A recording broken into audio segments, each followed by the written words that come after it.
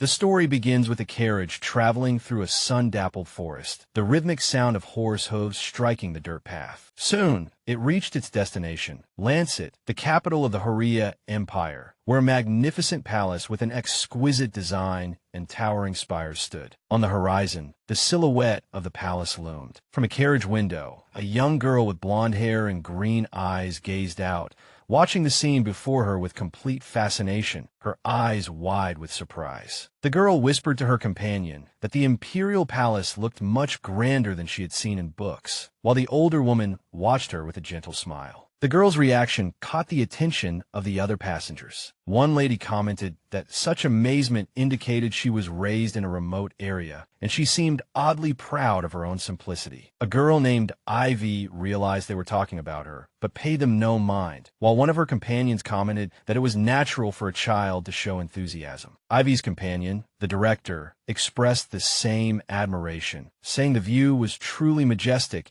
and she could watch it all day without getting bored. Ivy asked if she felt the same way, and the director answered affirmatively, explaining that it had been a long time since her last visit to the capital, so everything seemed new and interesting to her as well. Subsequently, the director pointed to a nearby market and the various fruits on display, and Ivy exclaimed in excitement that she had never seen those fruits before. This remark drew surprise from a male passenger, who loudly concluded that she must be from a remote, backward village. The man then spoke to her in a condescending tone, advising her to take her time enjoying the scenery and mockingly wondering what chance a country girl would have to see the imperial palace again. At this, the director calmly intervened, thanking the man for his concern, but telling him there was no need to rush, as Ivy would be residing in the imperial palace from that day on. Ivy excitedly confirmed the director's words, leaving the man in shock and confusion, wondering how they could possibly live in the palace. The man assumed they had fallen victim to a scammer who had promised them jobs as servants in the palace, but the director denied it with a smile, clarifying that it had nothing to do with work. It was then announced that Ivy would be joining the Imperial Genius Academy from that day forward. The man was stunned to hear the academy's name, saying that even nobles found it difficult to get in, and wondered how a girl like her had managed it. He questioned if they had some special academic trick, while the director watched with pride and dignity. Ivy recalled those moments in her mind, realizing that although she knew she was smart,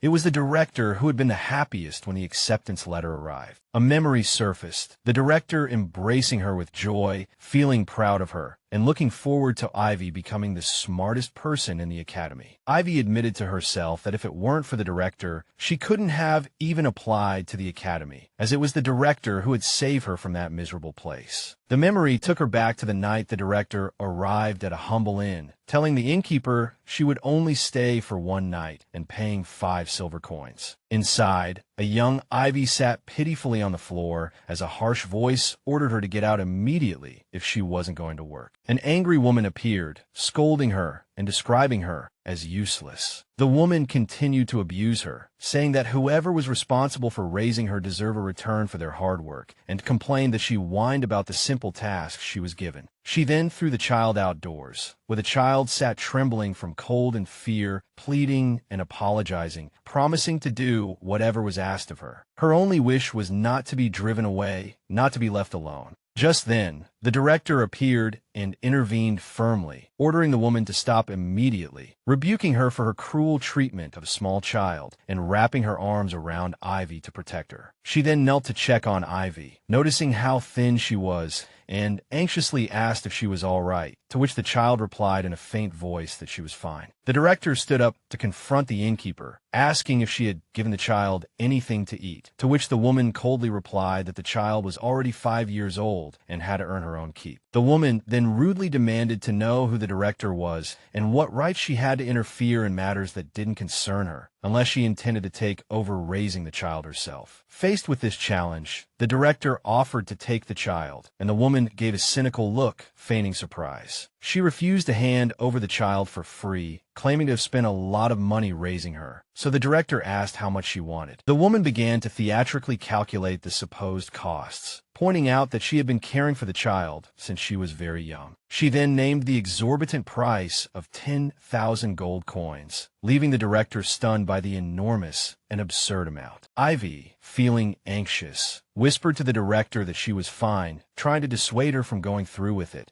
But the director, with determination and insistence, ignored the girl's words and announced she would pay the required amount. She then confirmed her decision to take the child, no matter the cost. The director turned to Ivy, who was sitting on the ground, and invited her to come with her, promising that everything would be all right. From that moment, she gently embraced her, comforting her that she had suffered a lot, and the child found a long-lost sense of security in that embrace. And so, Ivy moved to live in the director's shelter, where she was able to enroll in school, and in exchange, she covered her tuition by cleaning. She remembered her new life was filled with happy moments, like waving energetically to the director every morning as she left. One day, she suddenly stopped when she heard two children arguing, one demanding food from the other, accusing him of eating 2 potatoes last time. The argument between the two children escalated due to hunger, with one insisting that the food ration was only 1 portion per person. Ivy calmly approached them and asked if they wanted the piece of bread she was holding. She told them with an innocent smile that she wasn't hungry. The two children were overjoyed by her offer, accepting it immediately and begging her not to take it back. Ivy realized that thanks to the director's kindness, life wasn't difficult, but she also knew the director carried many worries from caring for so many children. So, after picking some wild berries, she decided to endure her hunger for a while, praying in her heart that she could help in some way. One day, she found an announcement for new student admissions to the Imperial Genius Academy. The announcement was an imperial decree recruiting students nationwide for the advanced school, but what caught her eye was a line stating that the academy provided room, board, and clothing for all students. Ivy realized this was her chance. If even one child left the shelter, it would lighten the director's burden. Therefore, she went to apply for admission, hoping to earn a lot of money and help the shelter after graduation. But she knew that if she told the director her true motive, the director would worry about her. Therefore, she enthusiastically submitted her application to the director, expressing a strong desire to go to the academy and study hard, and asked for her permission. The night she submitted the application, Ivy made a secret wish for the first time in her life, praying for her parents' blessing to pass the entrance exam. She realized that the mere thought of them usually brought a lump to her throat, so she had always avoided it, but her strong desire for admission made her think of them repeatedly. She didn't know if they were still alive, and sometimes even wondered if they had abandoned her because they didn't need her. Despite these painful thoughts, she still longed to see them. The scene returns to the present, as the carriage finally arrived at the crowded entrance of the academy. Ivy and the director got out of the carriage, stunned by the huge crowd, as if all the residents of the Empire had gathered there. An official-looking man stepped forward and called for everyone's attention. He then announced that all students applying to the academy must now enter, and parents were forbidden from accompanying their children inside. He repeated his words sternly, emphasizing that students must enter alone or they would not be admitted. This decision triggered a wave of crying among the children, who clung to their parents, refusing to leave and expressing their fear. The director watched the scene with emotion, realizing this was the first time most of these children had been separated from their families. Her thoughts then turned to Ivy, expecting her to be in the same state. But to her surprise, Ivy stepped forward resolutely, telling the director she was going in now and thanking her for bringing her here. The director was moved by Ivy's courage, thinking that seeing the other children cry would make anyone's heart waver. But Ivy, though she might be the youngest among them, showed extraordinary courage. The child tried to comfort the director, telling her not to worry too much and assuring her that she would study hard at the academy. She also promised to eat well. The director couldn't help but turn her face away to hide her tears, thinking it was ridiculous that she was crying while Ivy was holding strong. Ivy noticed the director's tears and called out to her in surprise. The director turned back and gave Ivy a warm hug, telling her that even if they were far apart, they would always miss her. She asked Ivy to contact them immediately if she ran into any trouble, promising they would come for her right away. Ivy gave a bright smile and nodded in agreement. As the announcement that the academy gates were about to close rang out, everyone prepared for their final goodbyes. The director urged Ivy to hurry inside and take care of herself, and the child promised to write often as she walked toward the entrance. The director watched her retreating back, silently praying in her heart that Ivy would have a good life at the academy. Her final wish for her was that she would grow up to be a child who dared to cry and could freely express her emotions. From a nearby balcony, an old man and a young girl were watching the scene. The girl commented that seeing so many children really made her feel that the academy had finally reopened, and the old man replied with a smile that he expected it to be noisy here every day from now on. Ivy caught the old man's attention, and he wondered about the identity of that small child, pointing out that the academy only accepted children aged 7 and above. He soon realized her identity, knowing she was that child, Ivy Alden. The scene shifts to a previous meeting where an official was loudly objecting to the admission of a student, wondering why an unqualified child was being allowed into the academy. He claimed her grades were below the required level, and that at 17, she was already over the age limit. Another man at the meeting replied that this child's family had performed great service during the war. The old man fumed inwardly that the official dared to raise his voice in front of His Majesty the King. However, the old man thought to himself, as long as it concerned the academy, it was acceptable to relax some restrictions. The academy was a private educational institution directly affiliated with the Imperial Palace, specializing in recruiting children with exceptional talents. Although it was forced to close 7 years ago due to the chaos of the Succession War,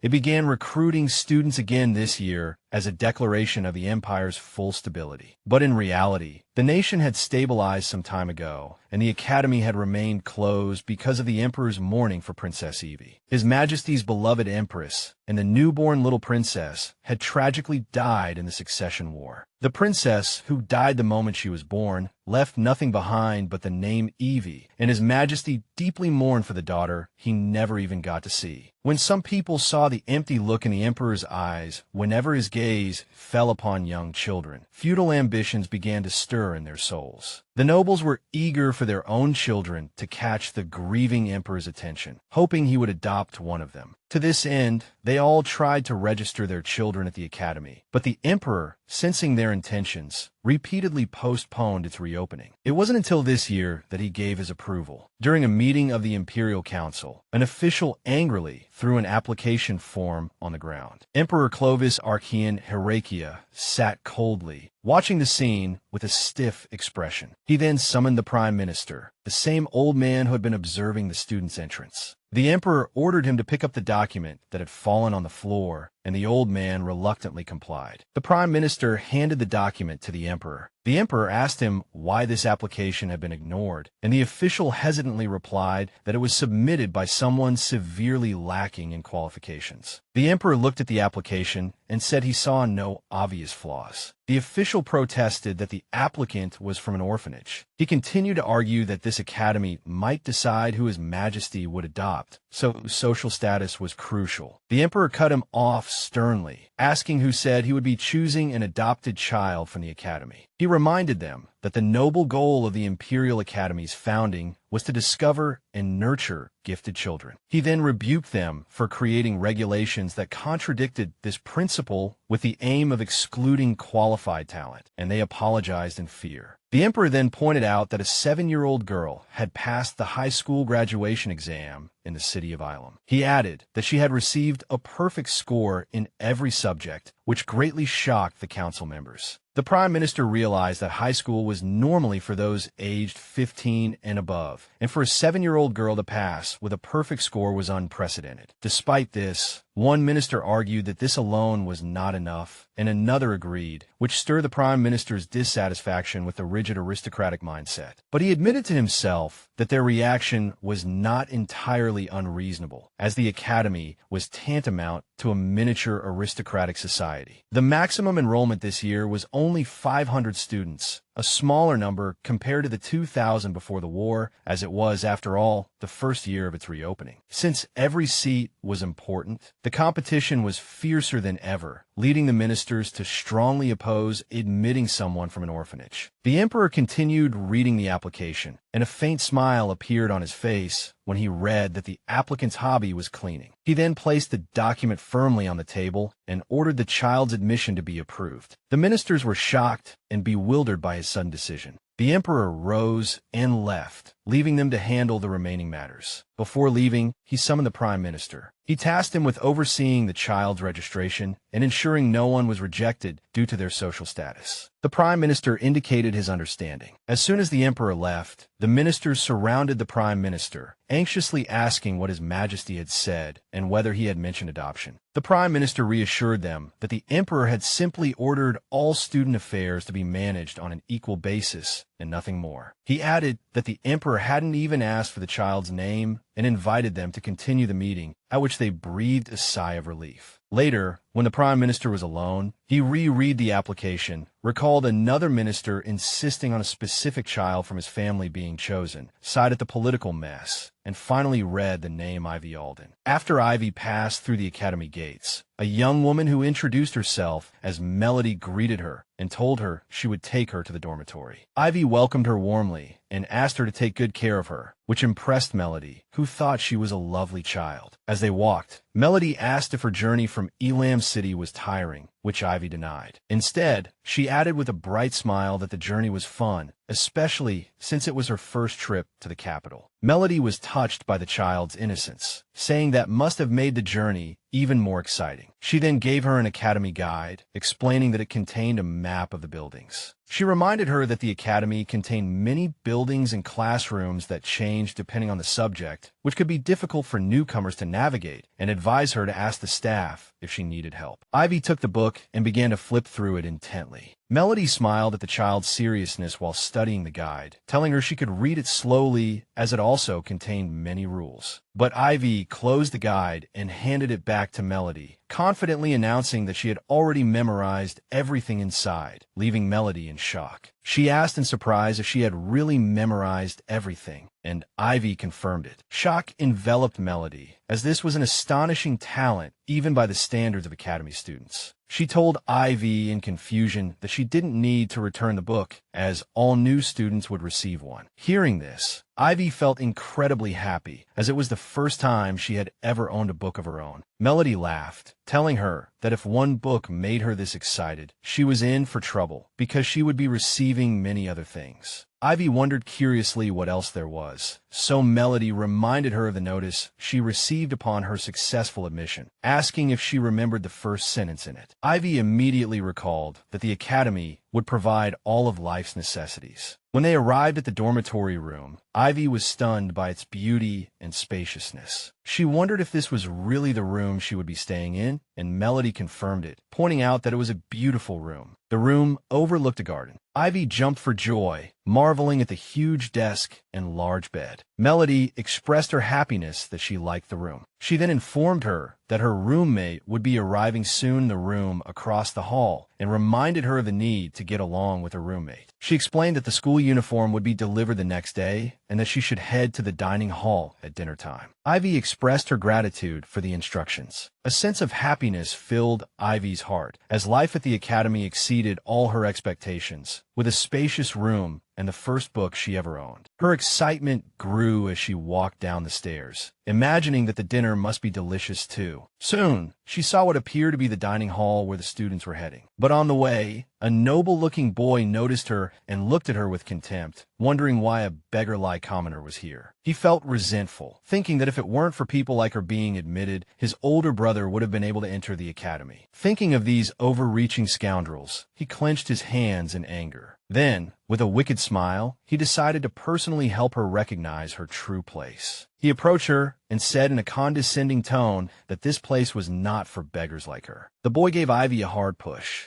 causing her to lose her balance and fall backward. Just as she braced for a hard fall on the ground, she found herself landing on something soft, wondering in confusion why it didn't hurt. She opened her eyes to see what had happened. She heard a calm voice ask if she was all right. She looked up and found herself in the arms of another boy. It was a boy with black hair and clear blue eyes. She wondered who he was. The boy gently steadied her and asked again if she was all right. Ivy was stunned by the beauty of his blue eyes, which she compared to jewels she had seen in books. They were so beautiful that she felt as if she were being drawn into them. Just then, a third, red-haired boy arrived, anxiously asking if Ivy was okay. Ivy snapped back to reality and gave an affirmative reply, then turned to the boy who had saved her, muttering to herself how someone could be so rude to a person they had just met. The bullying boy turned to them, angrily demanding to know who they were and who they thought they were. The appearance of these two young men caused a stir among the students present, who began to whisper in surprise, wondering if it was really them. It was the first time many had seen them in person, and rumors spread about their handsome looks and their joining the academy this year. Someone recognized them as Lord Arcel and Lord Ruska, which came as a huge shock to the bullying boy. He realized in terror that they belonged to the famous Viscount Arcel family in the Duchy of Kalen. He stammered out a desperate apology and then ran away quickly, with Lord Ruska mockingly shouting after him that he was running away. He then threatened that he had memorized that face. Lord Arcel turned to Ivy, advising her to tell him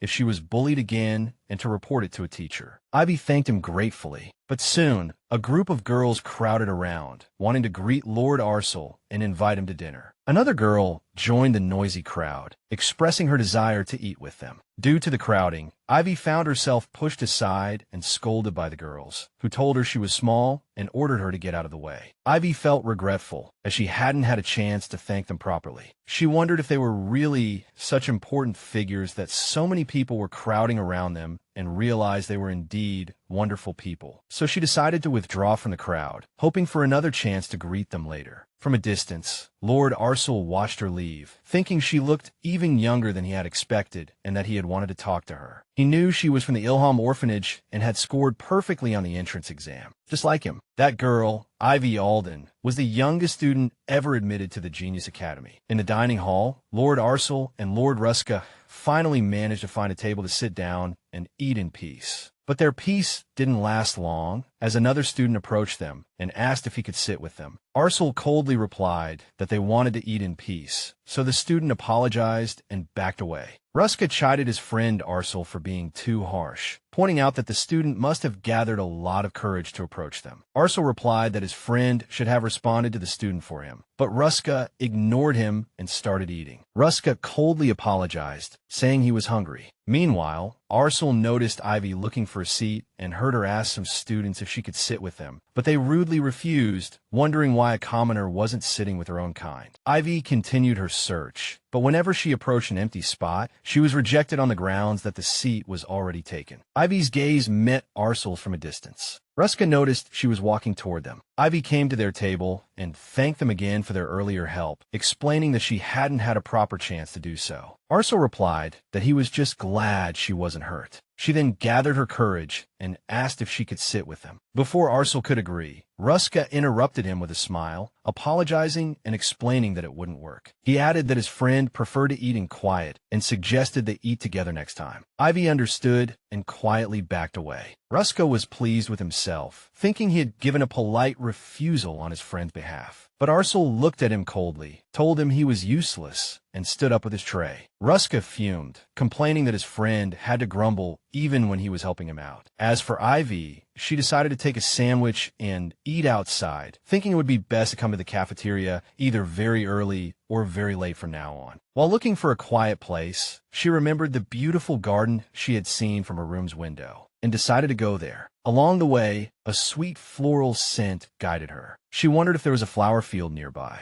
She remembered from the map that the Imperial Palace was located behind this forest and imagined that a flower field maintained by the palace must be beautiful. Since there was still time before dark, she figured she could make it back before curfew. She hesitated for a moment, worried she might get in trouble if she were caught, but decided to take a look anyway. She crawled through the dense bushes, searching for the source of the fragrance. When she emerged on the other side, she let out a sigh of relief but was surprised to find that the place was not a flower field, but a cemetery. Ivy was surprised. The Academy guide hadn't mentioned a cemetery in this forest. She realized the sweet scent came from the flowers around the graves, and felt she could get into big trouble if she were found here, so she decided to return. But before she could leave, a tombstone that looked like it hadn't been tended to in a long time caught her eye. She instinctively knelt and started clearing it with her hands, only then realizing what she was doing. Ivy recalled that she had developed this habit of cleaning back in middle school, where she had worked off her tuition by cleaning classrooms. Once she finished, she decided it was time to head back, but she hesitated for a moment. Meanwhile, another person was walking toward the cemetery, wondering if someone was there. The Emperor appeared, curious about the identity of the trespasser. When he arrived, he found Ivy had fallen asleep by the tombstone, clutching a flower wreath she had finished weaving. The image of the sleeping Ivy faded, giving way to an old memory of the Emperor. He was angrily demanding to know why his wife and daughter couldn't be buried in the royal cemetery. An advisor replied that, with all due respect, because they had not been sanctioned by the previous emperor, their names could not be entered into the royal genealogy, and thus they lacked the necessary qualifications to be buried there. The emperor scoffed at the claim, saying they knew full well why his wife had not been sanctioned by the late emperor. The advisor emphasized that it was because she had refused the marriage arranged for her by the late emperor, but regardless of the reason, she was considered a stranger to the family. The word stranger infuriated the emperor, who said coldly that the advisor's words had given him a good idea. He declared that his wife and daughter would not need to be taken far away to the royal cemetery. Instead, he would keep them by his side. He proposed that a spot in the forest within the imperial palace would be sufficient. The advisors were shocked. One of them protested that it was absurd and without precedent to place graves within the imperial palace. The emperor silenced them by slamming his sword down on the table. He threatened them that from that moment on, anyone who dared to raise their voice would be considered to be defying a royal command, and he would personally drive them out of the palace. The scene returns to the present, with the emperor walking towards the cemetery, thinking that he hadn't been there for a while and it must be covered in fallen leaves. He planned to start cleaning the tombstone as soon as he got there, but he was surprised when he sensed someone else's presence. When he arrived, he found a child sleeping by the grave. He angrily wondered how she could be so bold, but his anger subsided when he saw the innocent sight of the child sleeping, clutching the flower wreath. Ivy woke up at the stir of his arrival. The emperor sternly asked her how she got in and if she knew what this place was. Ivy stood up in alarm, realizing she had broken the curfew. She anxiously asked for the time, and he told her it was about 6 o'clock. She breathed a sigh of relief, as she was not yet late. Then she turned to him and innocently asked his identity, addressing him as Mr., which irked the emperor, who felt an impulse to retort. The emperor realized she had no idea who he was. She asked if he was a professor at the academy, which surprised him. The emperor decided to go along with her assumption and replied that he was a professor at the academy named Sean Lewin, which surprised Ivy. Ivy happily introduced herself, saying her name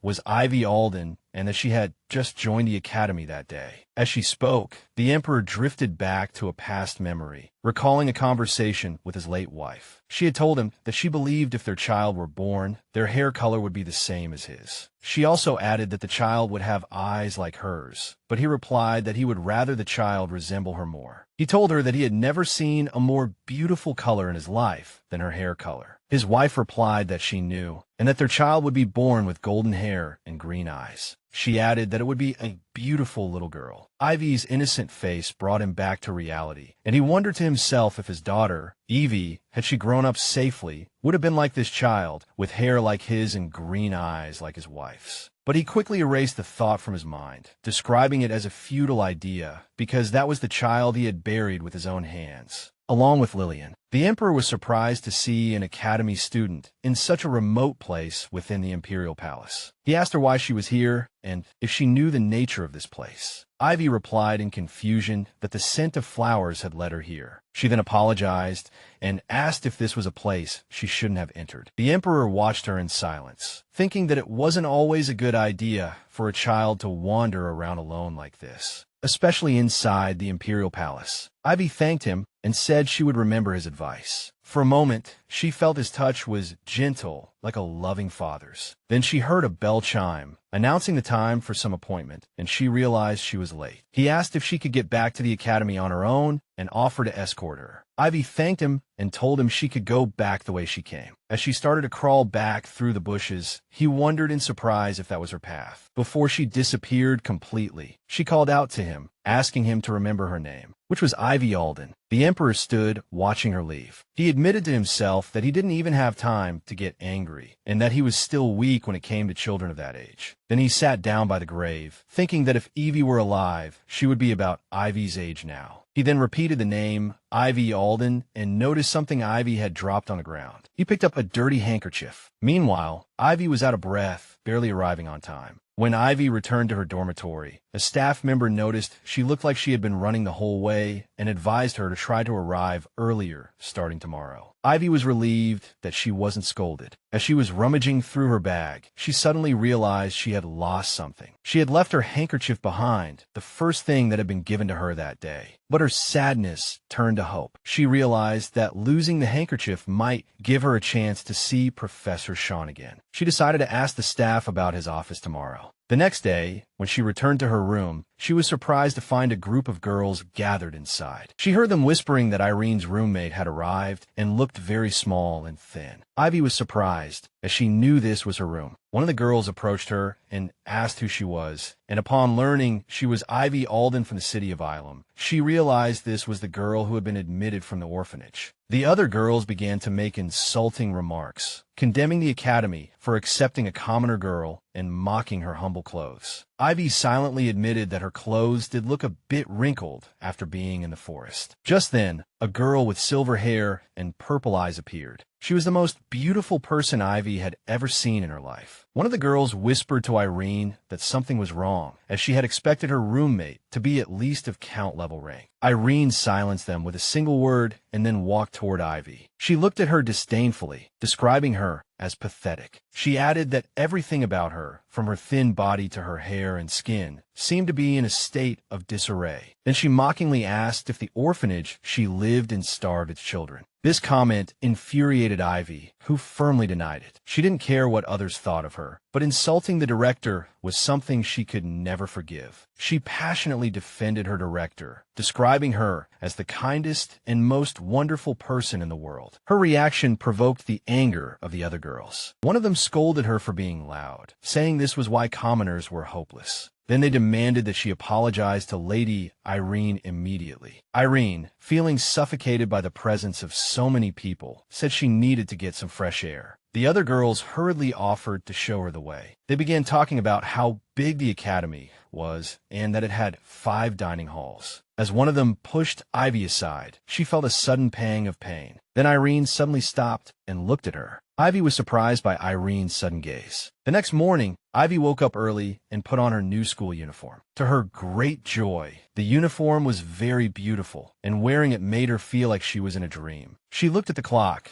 realized it was time to leave, and noticed that her roommate, Lady Irene, was not yet awake. She wondered if she was still asleep. Ivy remembered Irene's strange look from the previous night, but deep down, she felt that she didn't seem like a bad person. She decided to see if she was awake and, if she got the chance, apologize for being loud the day before. Just as she was about to knock on Irene's door, she was startled by a loud knock on her own door. When the door opened, she wondered who it was, only to find it was the 2 girls who had been bothering her the previous night. They rudely asked why she was there and if she was waiting for Lady Irene. Ivy tried to explain that wasn't her intention, but they didn't believe her. One of them warned her not to make the mistake of speaking rudely again, stressing that Lady Irene was not someone of her status to talk to, as she was the noblest of the nobles, and demanded that she leave, saying they would take care of Lady Irene themselves. The student pushed Ivy out of the room and slammed the door shut. Ivy concluded that Irene already had many friends, but despite that, she hoped to greet her properly one day. Inside the room, the 2 girls were talking about Ivy, concluding that she had been waiting for Lady Irene and mentioning the rumor about roommates being assigned randomly. It must be true. Just then, Irene came out of her room, and the 2 girls greeted her enthusiastically. Irene returned the greeting calmly, and one of the girls asked if she had any trouble getting ready on her first day. One of them suggested to Irene that she treat the commoner roommate as a maid, just as some other young ladies did. But the other disagreed, saying the girl was too uncultured for such a role, and it would be a blessing if she just stayed out of the way. She proudly told Irene that they had already driven the girl away after she had been loitering around. Irene calmly asked if they had really driven her away, and the girl confirmed it, saying she didn't know her place. She added that she had scolded her harshly and that if she knew what was good for her, she wouldn't bother her again. Irene's expression darkened, and she muttered to herself that if it weren't for a promise to her sister, she would have dealt with these matters seriously long ago. One of the girls asked in surprise what she had just said. Irene ignored her question and told them to go downstairs. The two girls were confused, wondering if they had done something wrong. Outside, the teacher was taking attendance before starting the tour of the Imperial Palace. She warned the students to stick close to their friends so as not to get left behind, as small groups were forming, excited for the upcoming tour. As Ivy stood alone among the students, whispers started to circulate about her, as some recognized her as the girl from the rumors the day before. Ivy sensed a strange atmosphere around her. Suddenly, a girl approached her and introduced herself as Lamora Yesel. She kindly asked if she minded if she'd join her. Ivy was overjoyed, as she had finally found a friend, and immediately agreed, introducing herself as Ivy Alden. Lamora told her she knew who she was, the girl from the orphanage. Lamora explained that she understood how difficult it must be for her to be surrounded by nobles, as she was also a commoner. She added proudly that she probably didn't look like one. Ivy expressed her surprise, saying she had already sensed it and was glad that Lamora had started the conversation. Lamora was angered by this response, but softened her reaction with a smile, then told her there was something she had been wanting to ask. She asked if she had been secretly adopted by a major noble family, or perhaps if she was the illegitimate daughter of some high-ranking figure, justifying that her admission to the academy seemed illogical otherwise.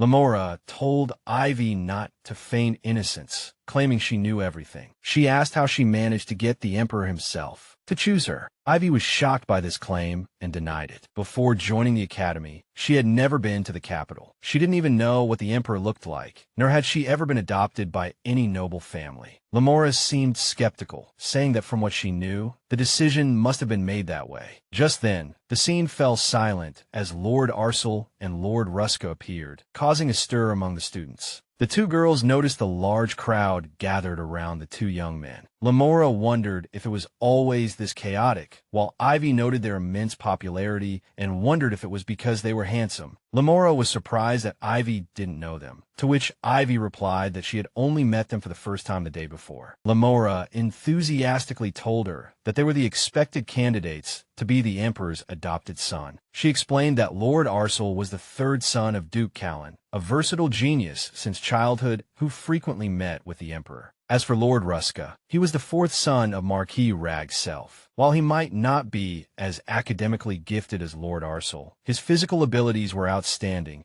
and he was expected to become a promising knight. Lamora added that whichever of them became the crown prince was supposed to marry the daughter of the wealthy Terrence family from the south, but things could change. She explained that was why everyone flocked to them, as many were hoping to win that position. She then asked Ivy if she understood now, and Ivy gave an affirmative reply, confirming that she at least knew they were good people since she had spoken with them a few times. Lamora was surprised by this, saying it wasn't easy to talk to them. Just as she was speaking, Ivy pointed out that they were heading in their direction. Ivy stepped forward to greet Lord Arcel. Lamora was surprised that Ivy dared to speak to him alone, and then apologized in confusion. Lord Arcel returned the greeting calmly, much to Lamora's surprise, while Ivy complimented his elegant appearance in the school uniform, for which he thanked her and returned the compliment. She then asked about Lord Ruska's absence, and he replied coolly that he had set off like a fool, pointing into the distance. Ivy said she would greet him properly next time. Lamora excitedly gestured to Ivy, urging her to introduce her quickly. Ivy agreed and introduced Lamora to Lord Arcel. But Lord Arcel apologized, saying he was a bit tired, and then made an excuse that he was going to the art gallery first, and then left. Ivy was disappointed, saying it was a shame she couldn't introduce her, as Lord Arcel already seemed tired. Lamora comforted her, saying it was all right and that they would see each other at the academy later, which meant there would be other chances. Ivy agreed and suggested that Lamora catch up with the guide again. Lamora apologized, saying she had to get back to her friends now. As Lamora returned to her friends, she waved goodbye to Ivy. Her friends asked why she was late. They curiously asked what Ivy had said and if it was true that the Emperor had personally chosen her. Lamora answered hesitantly that it didn't seem to be entirely certain, but rather vague. Her friends were surprised by this, accusing her of being the one who told them and spread the rumor, and now she was saying it was uncertain. Lamora defended herself, saying that Ivy hadn't explicitly admitted it, but she added that she believed Ivy was hiding it for the time being, citing the friendly way she had just spoken with Lord Arcel. She concluded that if the Emperor had chosen her, it would only be natural for her to be acquainted with Lord Arcel. Her friends were convinced by her words, believing that something was indeed going on. One of the girls apologized for doubting Lamora, as she had almost thought she was lying. Lamora laughed and said she would never do that. She then admitted she understood why they doubted her, so she had thought of a way to get a clear answer. She told them she would confirm it herself later. Meanwhile, the tour had begun, and the guide was explaining that the building before them was the main hall of the Imperial Palace, with 5 other palaces connected to it, making it the largest and most magnificent complex on the continent. The students were captivated by the beauty of the palace up close, but Ivy couldn't see clearly because of her short stature. One of the students noticed dark marks on the palace walls and wondered what they were. The guide, who was actually Melody, explained that those marks were remnants of the War of Succession. A student wondered why the marks of war were still on the Imperial Palace when the streets of the capital had already been repaired. The guide praised her observation and explained that it was because His Majesty the Emperor wished to prioritize repairing the damage done to the people. Therefore, the budget for the palace's repairs was first allocated to public facilities. Ivy felt that this story sounded somewhat familiar. She remembered the director of the orphanage returning with a radiant smile, announcing that His Majesty had ordered more funds for the orphanage, and thanks to that, they would have plenty of food that winter. The guide continued the tour, mentioning that there were many more places to see. Ivy looked at the majestic palace and realized that if it weren't for His Majesty the Emperor, the orphanage would have been the last to receive help. She silently bowed her head in gratitude, thanking him for letting them get through the cold winter. Suddenly, she realized something and wondered if the man she had met was. The scene shifts to a conference room where a heated discussion is taking place about imposing higher taxes on the upper class, with some opposing it for fear of the nobles' reaction. The Emperor sternly interrupted their discussion, criticizing their overly idealistic stance. He chided them for shouting at each other every day instead of setting an example as officials of the Imperial Palace. He asked if they didn't know how to hold a proper discussion. He then announced that the meeting would resume in 10 minutes and left the room. The Emperor stood by the window, breathing a sigh of relief. Suddenly, he heard a voice call him Professor Sean, and he realized it was Ivy Alden. Ivy greeted him enthusiastically. The Emperor remembered that it was the Academy's tour day. He noticed she looked much smaller than the other students and wondered if she was able to keep up with the tour. He then secretly wished that the other students weren't there,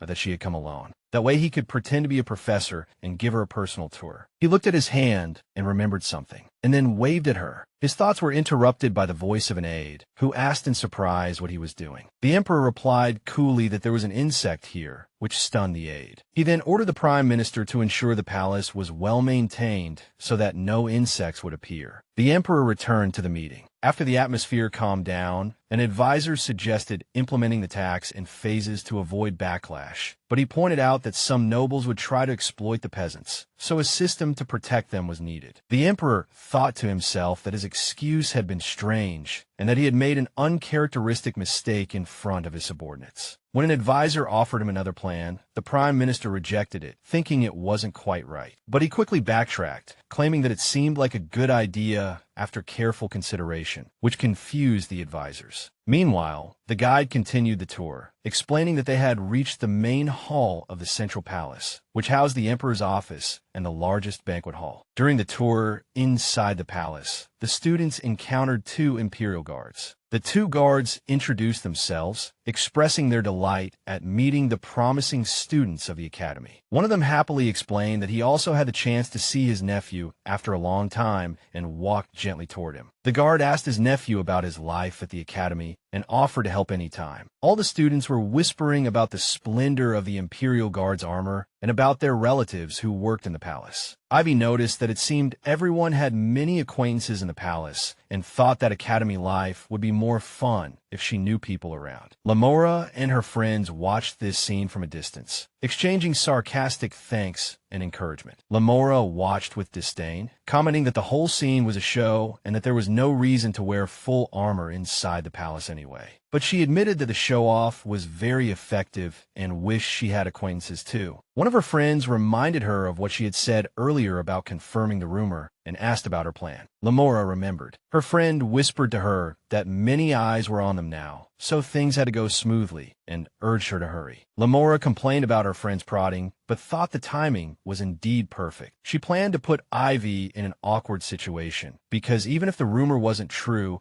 she would look like a liar in front of everyone no matter how she answered. Lamora walked over to Ivy and asked her with feigned concern if she was jealous of these things, adding that she didn't need to be as long as the Emperor himself supported her. Ivy was surprised by her words, so Lamora asked with feigned surprise if she was going to deny that she had said earlier that His Majesty himself had chosen her. She added that she was very jealous when she heard it and wondered if she was lying, implying she did so because she came from an orphanage and had nothing to boast about. Ivy protested that she had never said such a thing. Just then, the guide interrupted them, asking for quiet, but one of the guards stopped her, saying he thought some things needed to be clarified. He then walked over to Ivy, saying he understood she might be jealous because of her young age, but daring to use His Majesty's name was something he, as an imperial knight, could not overlook. He demanded that she tell the truth and apologize immediately, threatening to have her expelled from the academy. Lamora watched with a wicked smile, thinking things were going even better than she had expected. But Lord Arcel suddenly intervened and said that Ivy was right. He announced in front of everyone that it was a fact that His Majesty the King had personally chosen Ivy Alden. He explained that the reason was that she was about to be rejected solely due to her low status, despite graduating at the top of her class, just like him. He then told the guard that his own father, who was close to His Majesty, had personally told him about it and asked if he was going to claim that was a lie too. The guard was shocked and apologized to Ivy for the misunderstanding. He then left quickly, while his nephew was embarrassed. Word began to spread among the students that Ivy, like Lord Arcel, was the top of her class. Lamora watched in shock, realizing she had been right all along.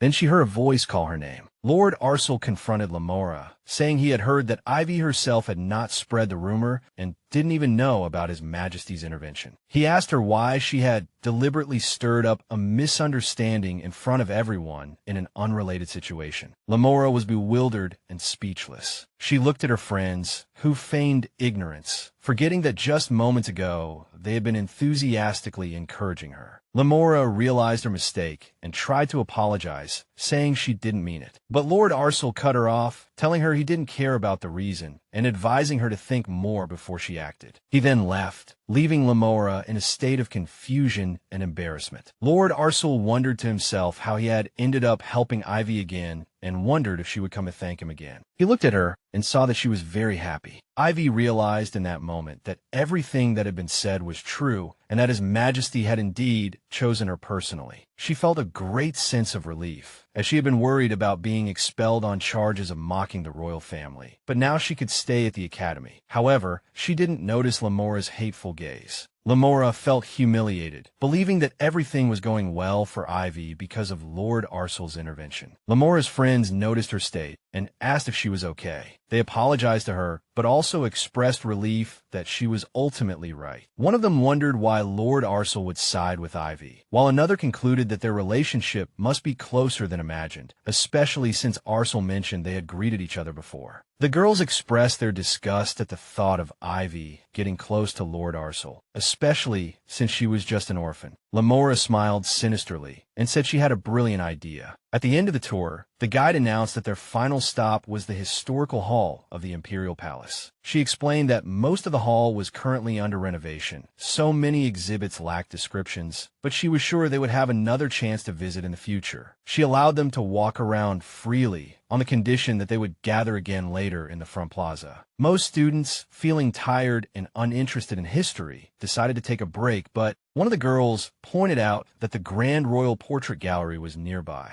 This excited her friends, as they realized they would be able to see the portrait of His Majesty the Emperor. The mention of the Emperor's portrait also piqued Ivy's curiosity. Meanwhile, the girls were celebrating the success of their plan to lure Ivy. Ivy remembered that the Emperor was actually her benefactor who saved her from the orphanage and brought her to the Academy for Geniuses. She felt she had to witness his majestic figure with her own eyes. But when she arrived at the location of the portrait, she was disappointed to find it covered, as she had never expected work to still be underway there. Since she was already there, Ivy decided to look at the other exhibits first. She wandered through the hall, and although there were no descriptive texts yet, she was still happy to be there. A portrait of a girl about her age caught her eye. The girl was as beautiful as a princess, and she hoped to find out her name when she returned. Then, she suddenly stopped in front of another portrait. It was a portrait of a lady with red hair and green eyes, who was so beautiful that Ivy had never seen anyone so captivating in her life. For a moment, she was mesmerized by her beauty. After a while, Ivy realized it had become very quiet around her and wondered if everyone had left her behind. She hurried towards the exit, but she found the door was locked tight. Outside, the guide was calling for everyone to gather. When the guide, Melody, noticed someone was missing, Irene stopped her, saying she couldn't find her roommate. Melody asked for her identity, so Irene told her name was Ivy Alden. She was 7 years old and described her appearance: light blonde hair, green eyes, and very petite and cute. Melody replied that she knew the child well. She asked Irene where she had last seen her, and Irene replied that she wasn't quite sure, as they hadn't been walking together. Melody realized the gravity of the situation, saying it would be a serious matter if Ivy was still inside the main palace. So Irene asked her why. Melody explained that they would soon be unable to enter the main palace due to the impending arrival of an important figure. Just then, the Minister of State, who was also the Prime Minister, arrived. The minister angrily reprimanded the guide, wondering how a child could get lost in the imperial palace, and the guide apologized for her negligence. The minister then asked what the child who was with the missing girl had said, and Melody told him that Miss Ivy had been wandering alone. The minister became even more furious, wondering how it was possible that no one knew where she was. Melody anxiously asked him if they had to wait until morning to look for the child. The minister explained that a tragedy, known to almost no one, had occurred during the War of Succession 7 years ago. In that conflict, His Majesty the Emperor lost everything. Since then, to ensure such a tragedy would never happen again, His Majesty had implemented a strict curfew within the palace grounds. Therefore, regardless of their position, they could not search the palace at will, especially since they didn't even know the child's location. The only thing they could do now was pray that Ivy could hide well and not be seen by His Majesty, because if she were discovered, she would inevitably be executed. Melody decided to join the search party with the Academy staff at first light, praying with all her heart that no harm would come to Ivy. She then announced to the students that the day's itinerary was over and everyone must return to their dormitories immediately. Trapped in the dark historical hall, Ivy began to knock on the door and cry out for help. She wondered what had happened, if the door had been locked because it was closing time, but she was sure they must have noticed she was inside. She tried to calm herself down, convincing herself that the guide must have noticed her absence by now, and all she had to do was trust and wait. As night fell, the portraits hanging on the walls began to look somewhat terrifying. This sparked fear in Ivy. She decided to walk towards the faint moonlight. She found a slightly brighter spot and sat there to wait. She tried not to look at the chilling portraits, but she was surprised to find that one of them wasn't scary at all. She decided to wait calmly, trusting that they would come for her, but the cold began to set in. Meanwhile, in the student dormitories, Luska was complaining of fatigue and asked Arcel if he had heard any news about Ivy. Since Arcel had returned early, Luska assumed he didn't know she had gone missing in the Imperial Palace. Arcel asked Luska to tell him everything. So he told him that she had gotten lost before the curfew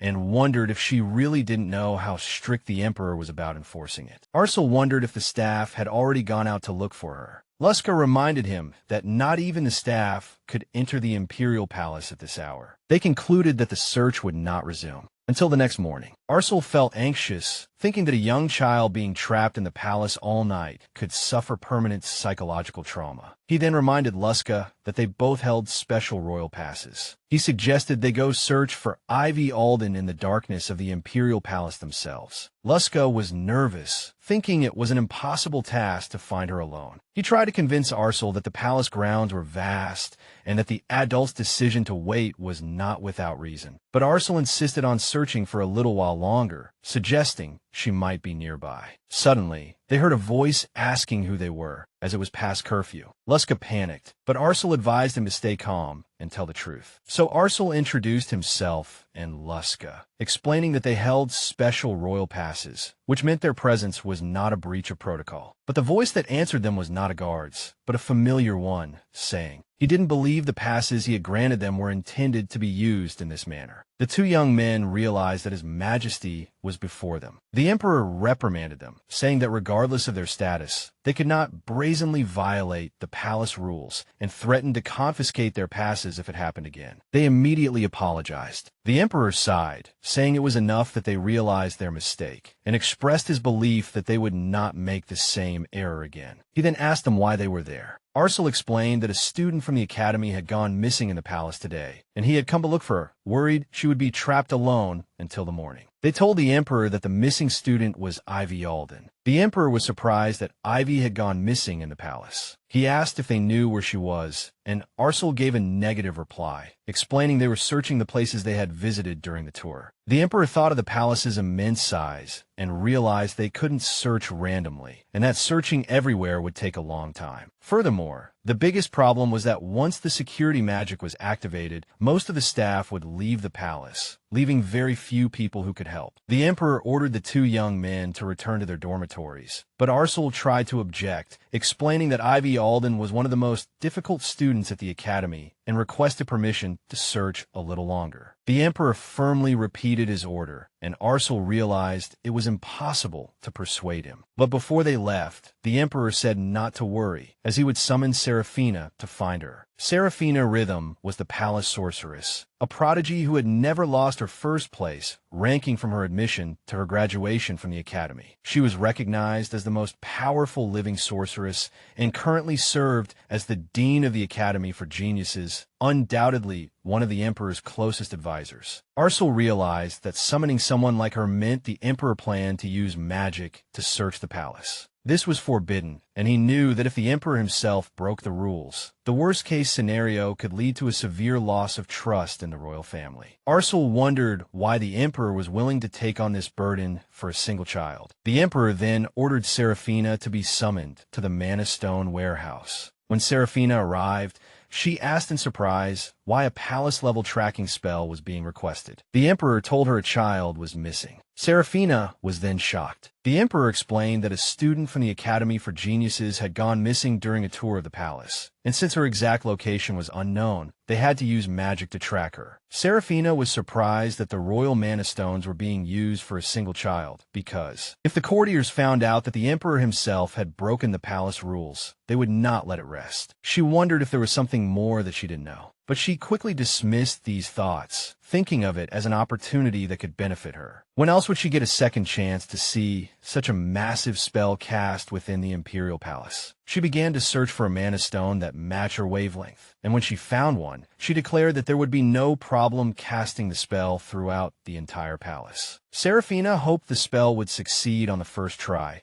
as there were many interferences within the palace that often disrupted the flow of magic. Seraphina added that things would be much easier if Lillian were there to help her, as she used to. She suddenly realized her slip of the tongue and felt afraid. The Emperor coldly asked what she was talking about. Before she could answer, he warned her that she had better answer truthfully, and that her closeness to his wife did not mean he would be lenient with her. Seraphina replied in confusion that Lillian was a bit unusual. She explained that she didn't know why. Perhaps because her energy wavelength was similar to her own, but when Lillian was around, she felt the accuracy of her magic improve. It was as if the magic became more condensed. She secretly wondered why she had only just realized this important fact now. She then told the Emperor that Lillian had asked her not to tell him. She added that she wasn't sure why, but perhaps because she had been called a witch all her life. She wanted to hide the fact that she possessed extraordinary powers, which she herself didn't fully understand how to use. Seraphina tried to change the subject, saying she had to hurry back to the main palace, as she was also worried about the child. The Emperor then ordered her to go and prepare. Seraphina felt relieved that things had ended peacefully for now. Meanwhile, Ivy sat alone in the dark, feeling cold and hungry, but she tried to steel her resolve, convincing herself that this was nothing compared to the suffering she had endured at the inn. She remembered the innkeeper's wife's harsh words, who always reminded her that it was because they had picked her up after she was abandoned in the forest that she had avoided a beggar's life. The woman would always ask whose words she should listen to, and Ivy would answer in fear that she should listen to the innkeeper, and the woman would then order her to go clean the manure from the stables. She remembered how one of the guests had sympathized with her, but the woman would rudely shut him up, demanding he pay for her upbringing if he cared so much. The shovel was too heavy for her, and she knew that if she didn't finish her work, there would be no dinner for her that night. Once she fell onto the animal dung and screamed in horror. When she went back, the woman scolded her for the stench and ordered her to sleep in the barn and go wash herself the next day. When she asked about dinner, she threw a piece of bread on the ground for her. Ivy remembered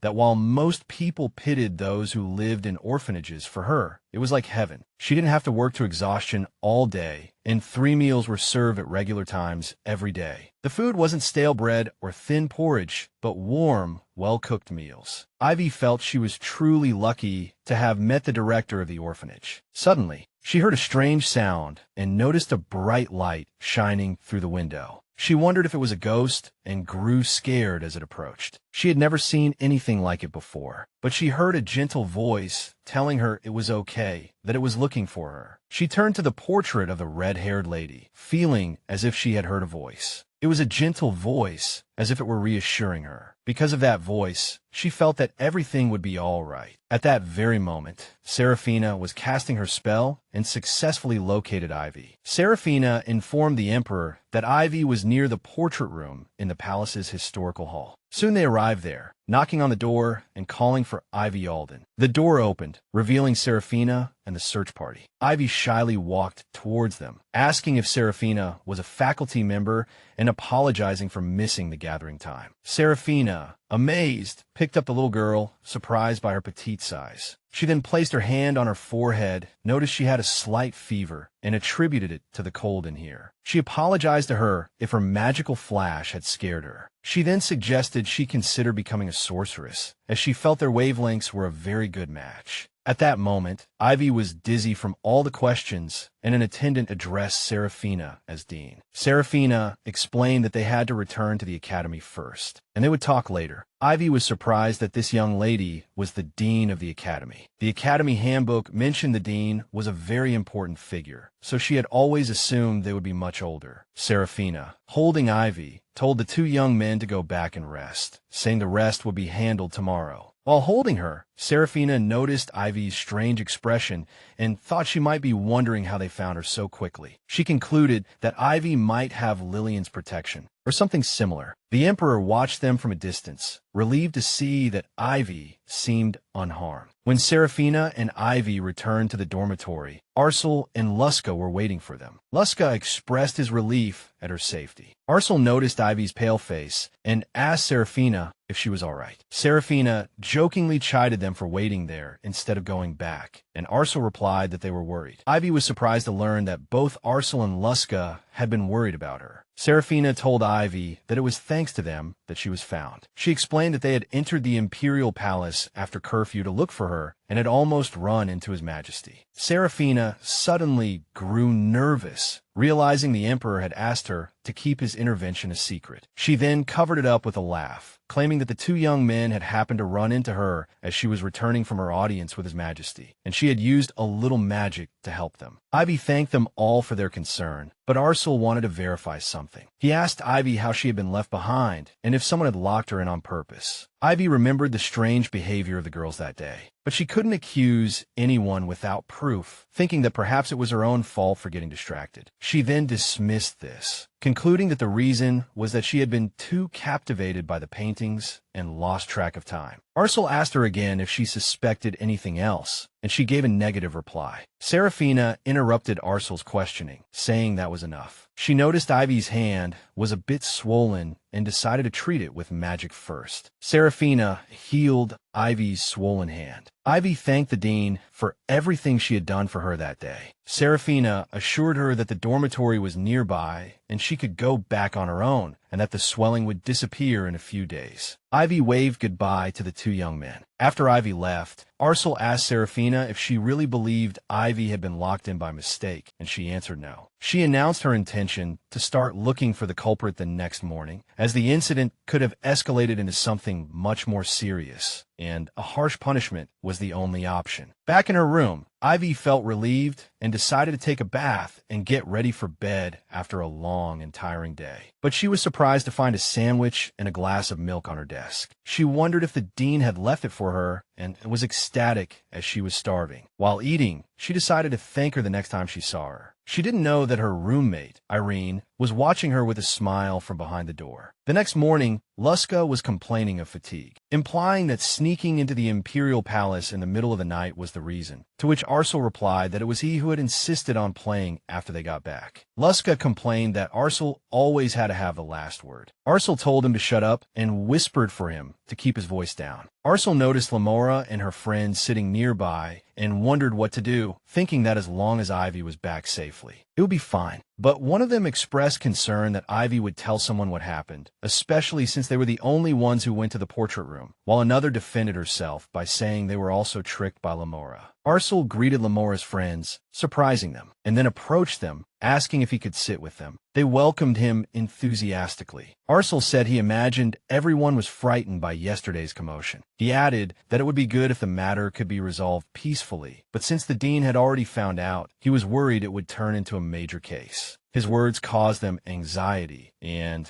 they wondered if it meant there could be disciplinary action that could even lead to expulsion. Arcel expressed his displeasure at the thought of someone being expelled over a commoner girl, and said that for that reason, he wanted to help as much as possible. He then asked them to tell him any clues they had about what happened. He swore on the name of the Collin family that he would protect them. One of the girls broke down and confessed that they had locked Ivy in the portrait room. She tried to justify it by saying they didn't really mean to lock her in, but that Lamora had tricked them. She added that Lamora said she would let her out right away, that she just wanted to scare her a little, but things got out of hand and they got scared. Arcel sighed after one of the girls admitted she had wanted to tell him the truth all along. He then thanked her for her honesty. She begged him not to tell anyone what they had done. Arcel assured her that he had already promised on his family's name to help them, but he added sternly that if they knew they had done wrong, but didn't apologize to the person involved, then there was nothing he could do, which terrified them. After Arcel left, Luska followed him and asked if he had found out the culprit's identity. Arcel replied yes, confirming it was the girl he had suspected.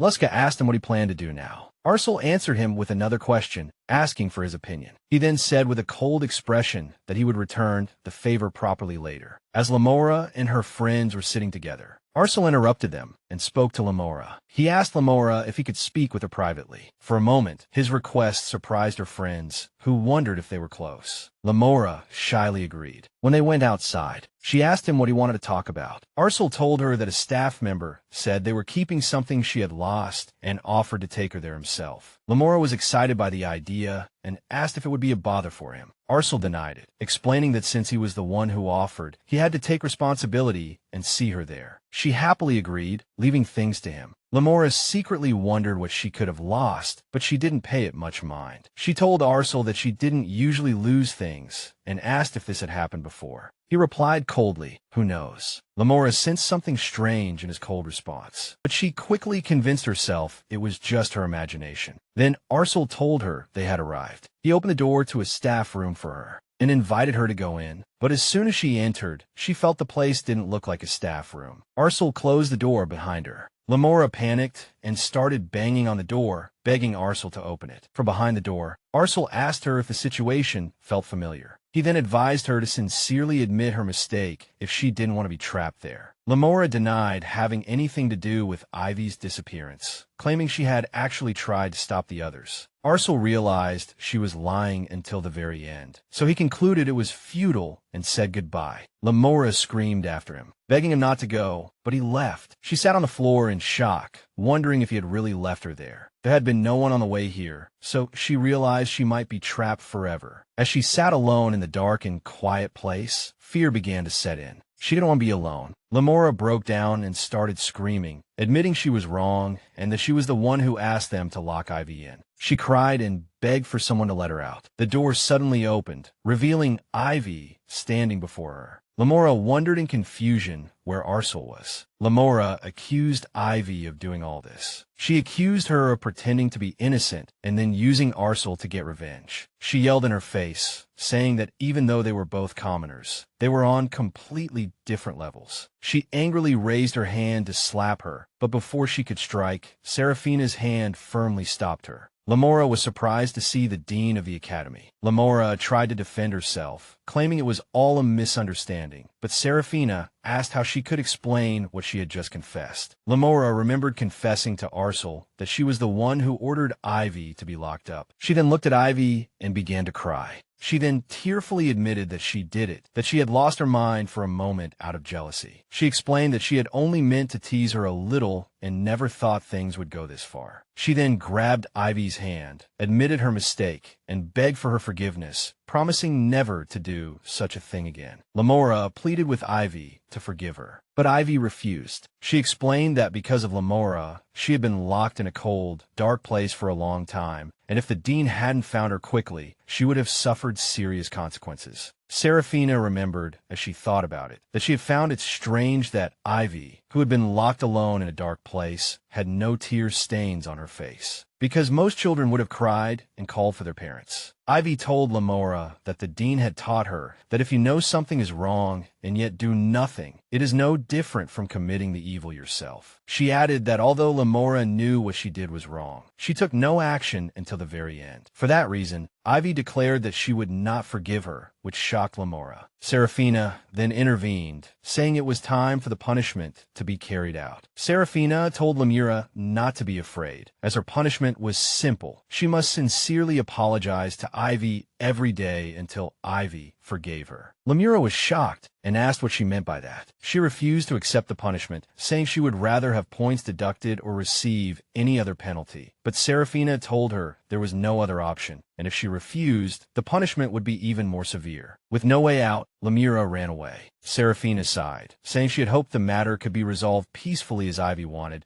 but she never expected Lamora to run away just because she didn't want to apologize. Meanwhile, Arcel asked Ivy if she still hadn't changed her mind about forgiving the person who hurt her and keeping it a secret from the other children. Ivy confirmed that her thoughts hadn't changed, explaining that the director had always done things this way. The next day, in the cafeteria, Ivy became the center of attention. Students were whispering that she was the child who had gone missing the day before and that the Imperial Palace had been in chaos because of her. Ivy felt uncomfortable under all the stares. She decided to get her food and find a quiet corner. As she was holding a sandwich, Lamora suddenly appeared in front of her. Ivy wondered if she was here to apologize, but Lamora took a sandwich and left without a word. Ivy felt a little disappointed, but thought that she might just need some time, as the children at the shelter also needed time before they could apologize. As she was looking for a place to sit and eat, a girl asked if she could sit with her. Ivy immediately agreed. She was surprised when she recognized the girl, realizing it was her roommate, Irene. Ivy was surprised by her presence and asked if it was really okay for her not to eat with her friends. Irene replied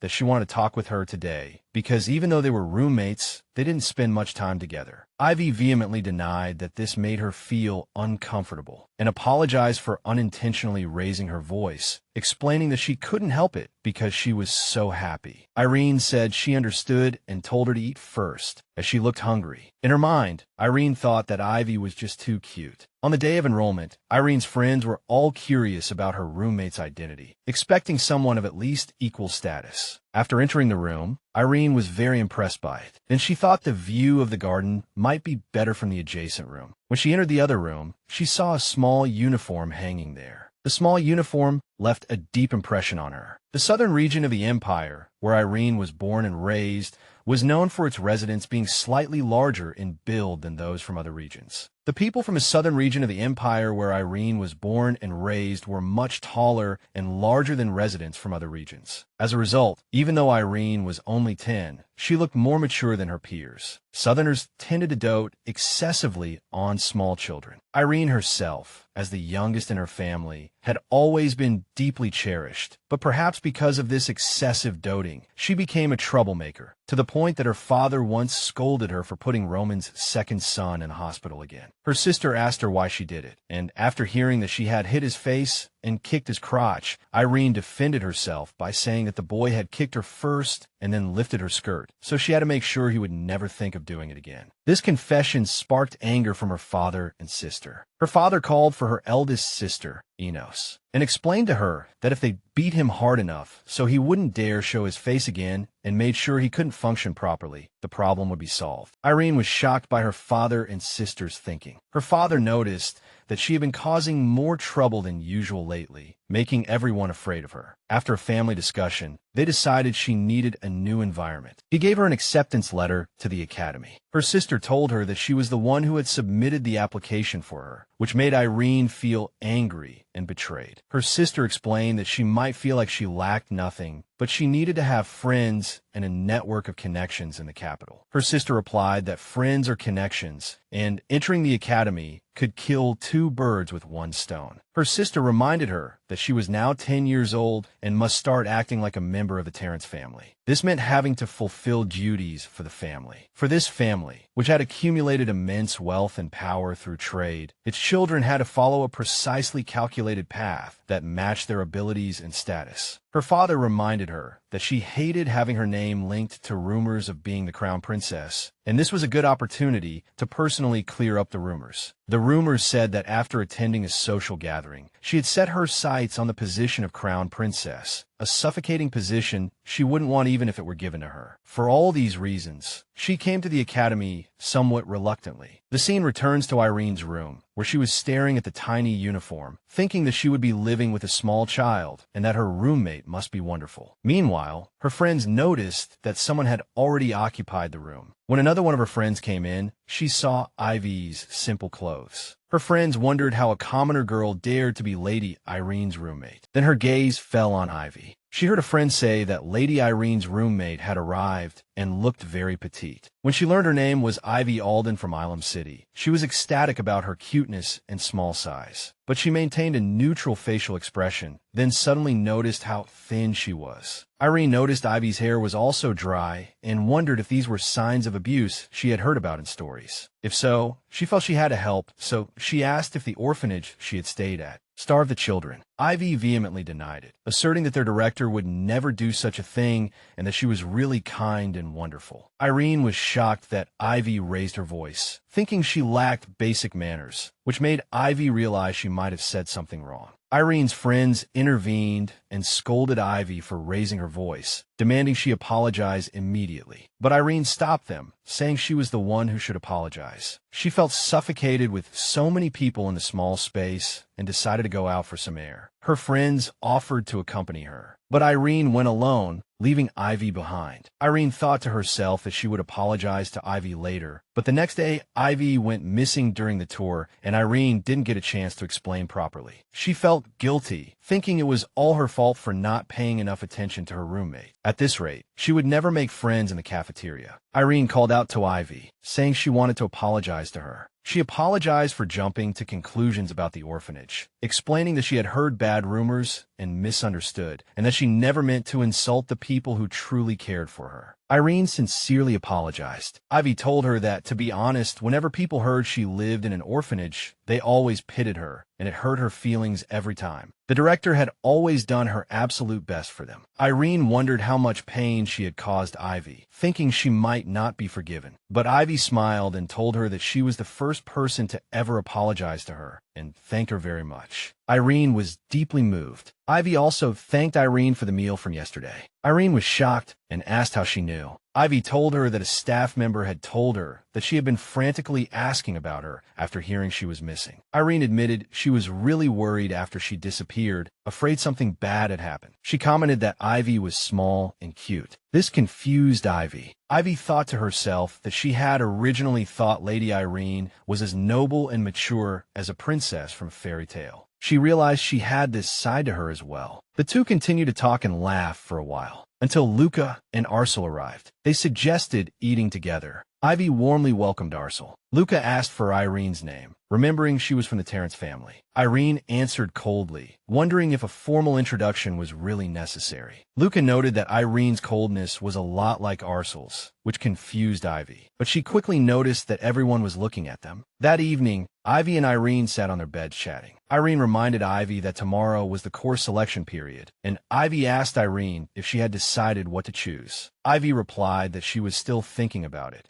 as there were many interesting subjects, but since it was the first semester, she could only register for 6 courses. Ivy asked Irene how she decided on her subjects, and she replied that her family had already decided for her, so she didn't have to worry too much. Ivy was surprised that this was even possible and immediately apologized, but Irene reassured her, saying she didn't have any particular subjects she wanted to study anyway. Irene hoped Ivy would register for the subjects she truly wanted and asked her to let her know if there were any interesting classes. The next day, Ivy sat confused in front of the course selection list. There was so much to decide for just one semester, and she found there were more interesting subjects than she had imagined, like Introduction to Imperial Philosophy and Understanding Ancient Languages, which weren't offered in middle school. But she felt that rather than just choosing interesting ones, she should choose subjects that would help her earn a lot of money after graduation. But then she hesitated, worried that the director would be sad if she only studied subjects that would help with employment. So she decided to choose 3 subjects she wanted and 3 that would help her earn money. All that was left was math class, and since it was a required course, there were many professors to choose from, so she decided to think about it later. After school, the teacher reminded the students not to forget to register for their subjects. In the cafeteria, Lamora sat alone, complaining about eating every meal by herself and how even the children were now starting to avoid her. She decided to finish eating quickly and go back. Just then, she saw Ivy sitting with Irene, Arcel, and Luska laughing happily, and Ivy was ecstatic to be eating with them. But Lamora watched her angrily from a distance, thinking to herself that she was walking on eggshells every day because of someone, and that position should have been hers. She couldn't live like this anymore, couldn't be pushed aside any longer. To resolve this situation, she decided she needed to find Ivy Alden's weakness. Lamora planned to get some dirt on Ivy, either by catching her trying to get close to a professor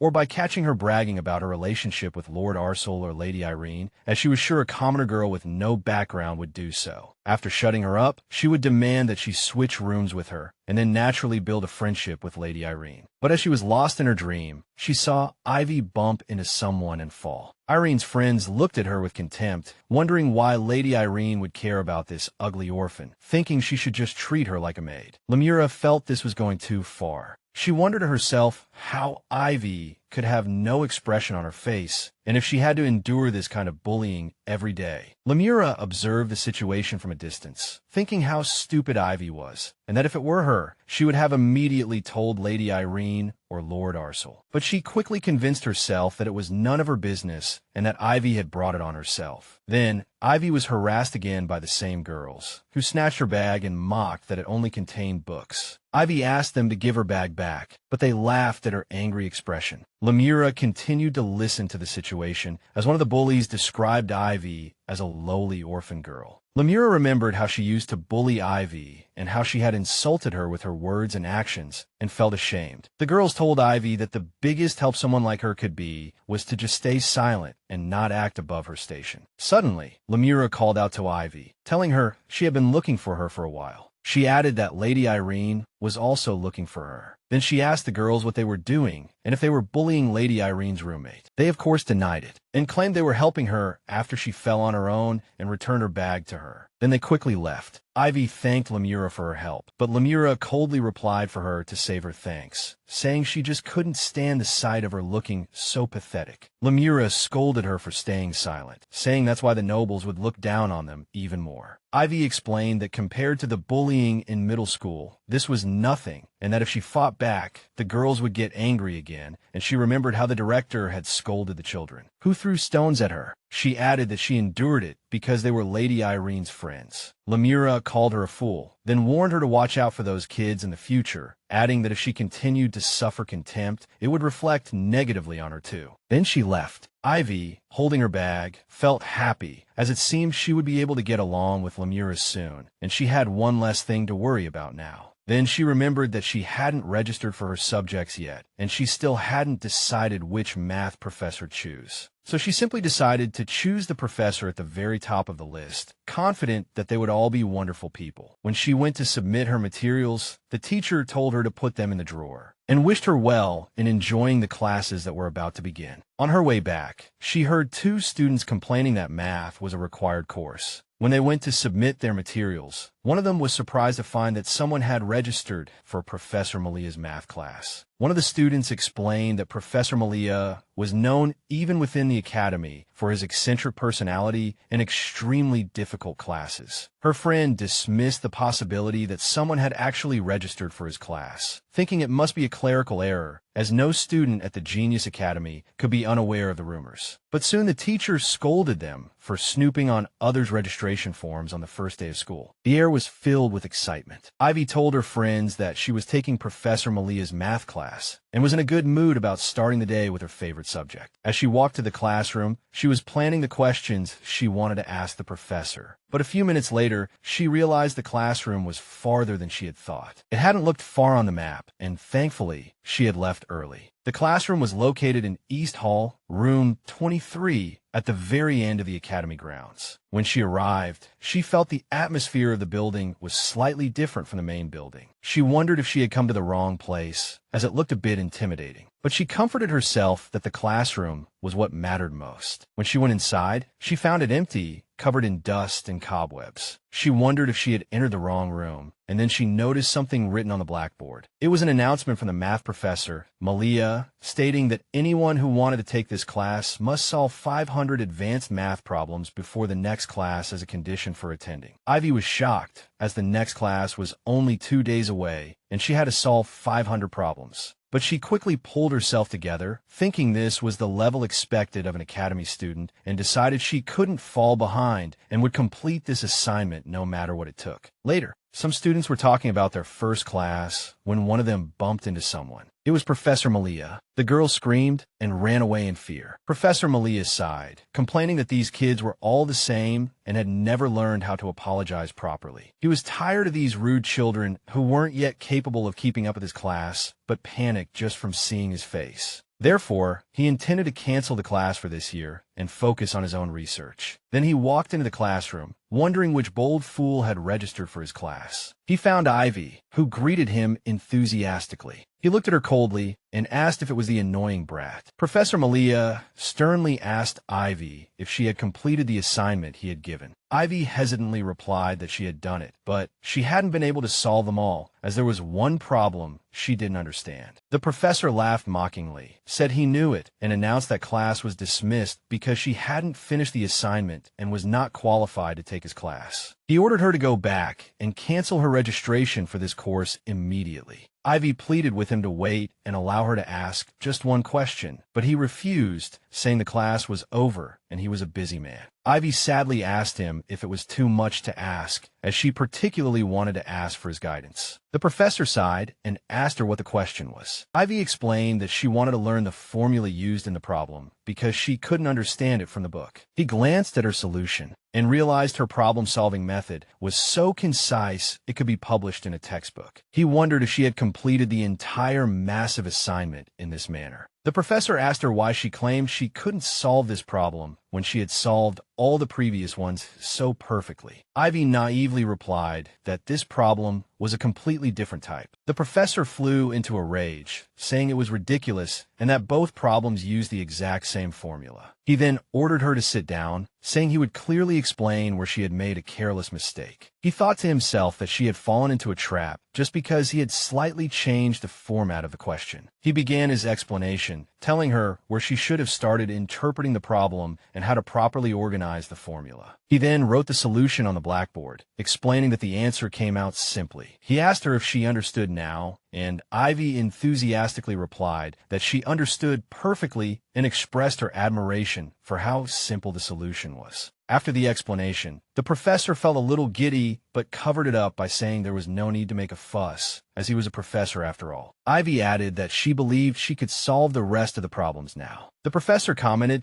that it seemed she wasn't a complete fool after all. Then he looked at his watch and realized he had intended to leave immediately. Ivy thanked him for his time and apologized for delaying him for so long. Due to her own shortcomings, she told him she would go cancel the course now, but he told her not to bother. He said there was no need to cancel the course and that the real class would start next time, so she had to be prepared. Then he left abruptly. Ivy was stunned for a moment, then realized with great joy that he had accepted her as a student. On the next class day, Professor Malia was waiting, wondering if accepting Ivy had been a mistake, as he had deliberately requested a remote classroom, so the commute would be a pain. He felt sorry for the girl, but thought there was still time to convince her to drop the course. Suddenly, a bright light shone into the room. It was Ivy, who greeted him with a bright smile. He asked in surprise if she had cleaned the entire classroom, and she answered in the affirmative, explaining that it's hard to study when it's dusty everywhere. She added that she was confident in her cleaning skills. The professor thought to himself that he knew she wasn't an ordinary child, but to have such enthusiasm for his class after releasing the spiders that lived inside was truly remarkable. He patted her on the head, acknowledging that her actions were commendable, but he told her she needed her physical strength to focus on her studies, so there was no need to do this from now on. She enthusiastically agreed, and then the class began with a new formula. The teacher continued to impart knowledge with all his heart until they had built a good relationship. After class, he assigned homework, and Ivy thanked him enthusiastically. He watched her leave, thinking she was a sincere and kind child, and that he hadn't seen a student like her at the academy in a long time. Most importantly, she possessed a genius-level talent. The professor was very excited. Although he had taught countless students over the years, he had never met a child who was so rewarding to teach. She absorbed 2 weeks' worth of material in a single day, and if nurtured properly, she could become a brilliant mathematician who surpassed him. He wondered if there was any way he could help her. Then he remembered a way and decided to go see Serafina. Serafina scolded Malia and reminded him not to call her by her first name. On campus, Serafina asked him why he was here. In the cafeteria, Irene, Ivy, Luska, and Arcel were sitting together, and Luska was teasing Irene because she didn't want to sit with them. As Ivy was enthusiastically doing her math homework, Luska wondered what she was doing. Irene told him to be quiet, explaining that she was doing the homework assigned by Professor Malia, which shocked Luska. Luska wondered if Ivy didn't know the bad rumors about Professor Malia, which caught Ivy's attention. Luska explained that the professor was known for being eccentric, his classes were difficult, he gave a lot of homework, and everyone avoided him because their grades would drop. Arcel added that unlike other professors, Malia didn't care much about his students, which made it difficult to get letters of recommendation or build connections after graduation. He advised Ivy to reconsider, but Ivy defended the professor, saying he was really kind and that studying was fun because he explained things so clearly. Thanks to him, she had already finished 2 chapters of advanced mathematics. Everyone was shocked to hear this, and that Professor Malia was kind. Arcel wondered about the reason why Professor Malia was progressing through the curriculum so quickly from the beginning of the semester. Then he suddenly realized that Ivy might have intentionally registered for Professor Malia's class to get ahead of everyone. He felt he had been short-sighted and shouldn't have avoided the class just because of rumors. Instead, he should have considered using it to his advantage like Ivy. He realized that if he continued to do nothing, his position at the top of the class could be in jeopardy, so he decided to try taking Professor Malia's class as well. Luska asked in surprise if he was going to change his registration, and Arcel confirmed it, which made Luska complain that taking his class alone would be boring, so he decided to change his registration too. Irene noticed that the three of them were going to take the same class without her. She imagined this might mean Ivy would become closer to them than to her, which made her anxious, so she decided to try the class as well, reasoning that Professor Wicker's teaching style wasn't a good fit for her. Ivy was ecstatic, wondering if this meant the four of them would be taking the same class together. While Ivy was excited by the idea, the others felt the pressure of competition, determined not to fall behind. On the next class day, Professor Malia was walking to the classroom, thinking about what to teach Ivy today and deciding to reduce her homework so she wouldn't get too tired. He expected her, as usual, to be the first to arrive. He had even brought her snacks, imagining how happy she would be to find them. But he heard voices from behind the door, and Luska and Arcel were trying to convince Ivy to switch professors, pointing out the bad rumors about Malia. This infuriated the professor, who wondered how these brats dared to try and steal his child. He angrily pushed open the door, shouting who dared to enter his classroom. But Ivy interrupted him with a bright good morning greeting. The professor looked angrily at the other students, wondering which brats were telling her to take another class. The others were nervous, and there was a dead silence as no one dared to speak up. Irene tried to explain the situation, saying there were several reasons, and that she had realized something after coming to this classroom today, which was that the classroom was just too far. Arcel and Luska agreed with her. The professor tried to downplay the matter, saying they were still within the academy grounds, and there would be no problem if they had left earlier. But Irene cut him off, saying that of course they could have hurried. But because of his class, Ivy had been running around without breakfast and was now starving. She added that due to the excessive homework, dark circles had appeared on her lovely little face. Luska then chimed in, saying she had hurt her knee yesterday from falling while running, and she also had to carry more books. They questioned if the professor didn't feel sorry for a little girl like Ivy. The professor admitted he hadn't considered that aspect. Irene told him that if he didn't want Ivy to switch classes, he had to find a way to get her a classroom closer to the main building. The professor was bewildered and promised that he was already planning to do so. Irene was pleased, saying this would also lessen the burden of commuting for them. The professor was surprised by her use of them, wondering when he had ever said he would teach all of them. Irene explained that they had indeed already submitted a formal application for the course. Finding no way out, the professor told them they could take the class if they had applied, but reminded them that he only taught advanced mathematics and asked if they were sure they had the ability to keep up. Irene confidently declared that she could keep up, which annoyed Professor Malia, so he decided to give them a problem, and if they could solve it, he would allow them to join the course. He gave them a time limit of only 15 minutes, saying that if they couldn't even handle this, it would be difficult for them to take his class. Ivy looked at the problem and realized it was much harder than anything she had studied, worrying if they could solve it. The test began, and just 2 minutes in, Arcel announced he had finished his answer, stunning the others. The professor took his paper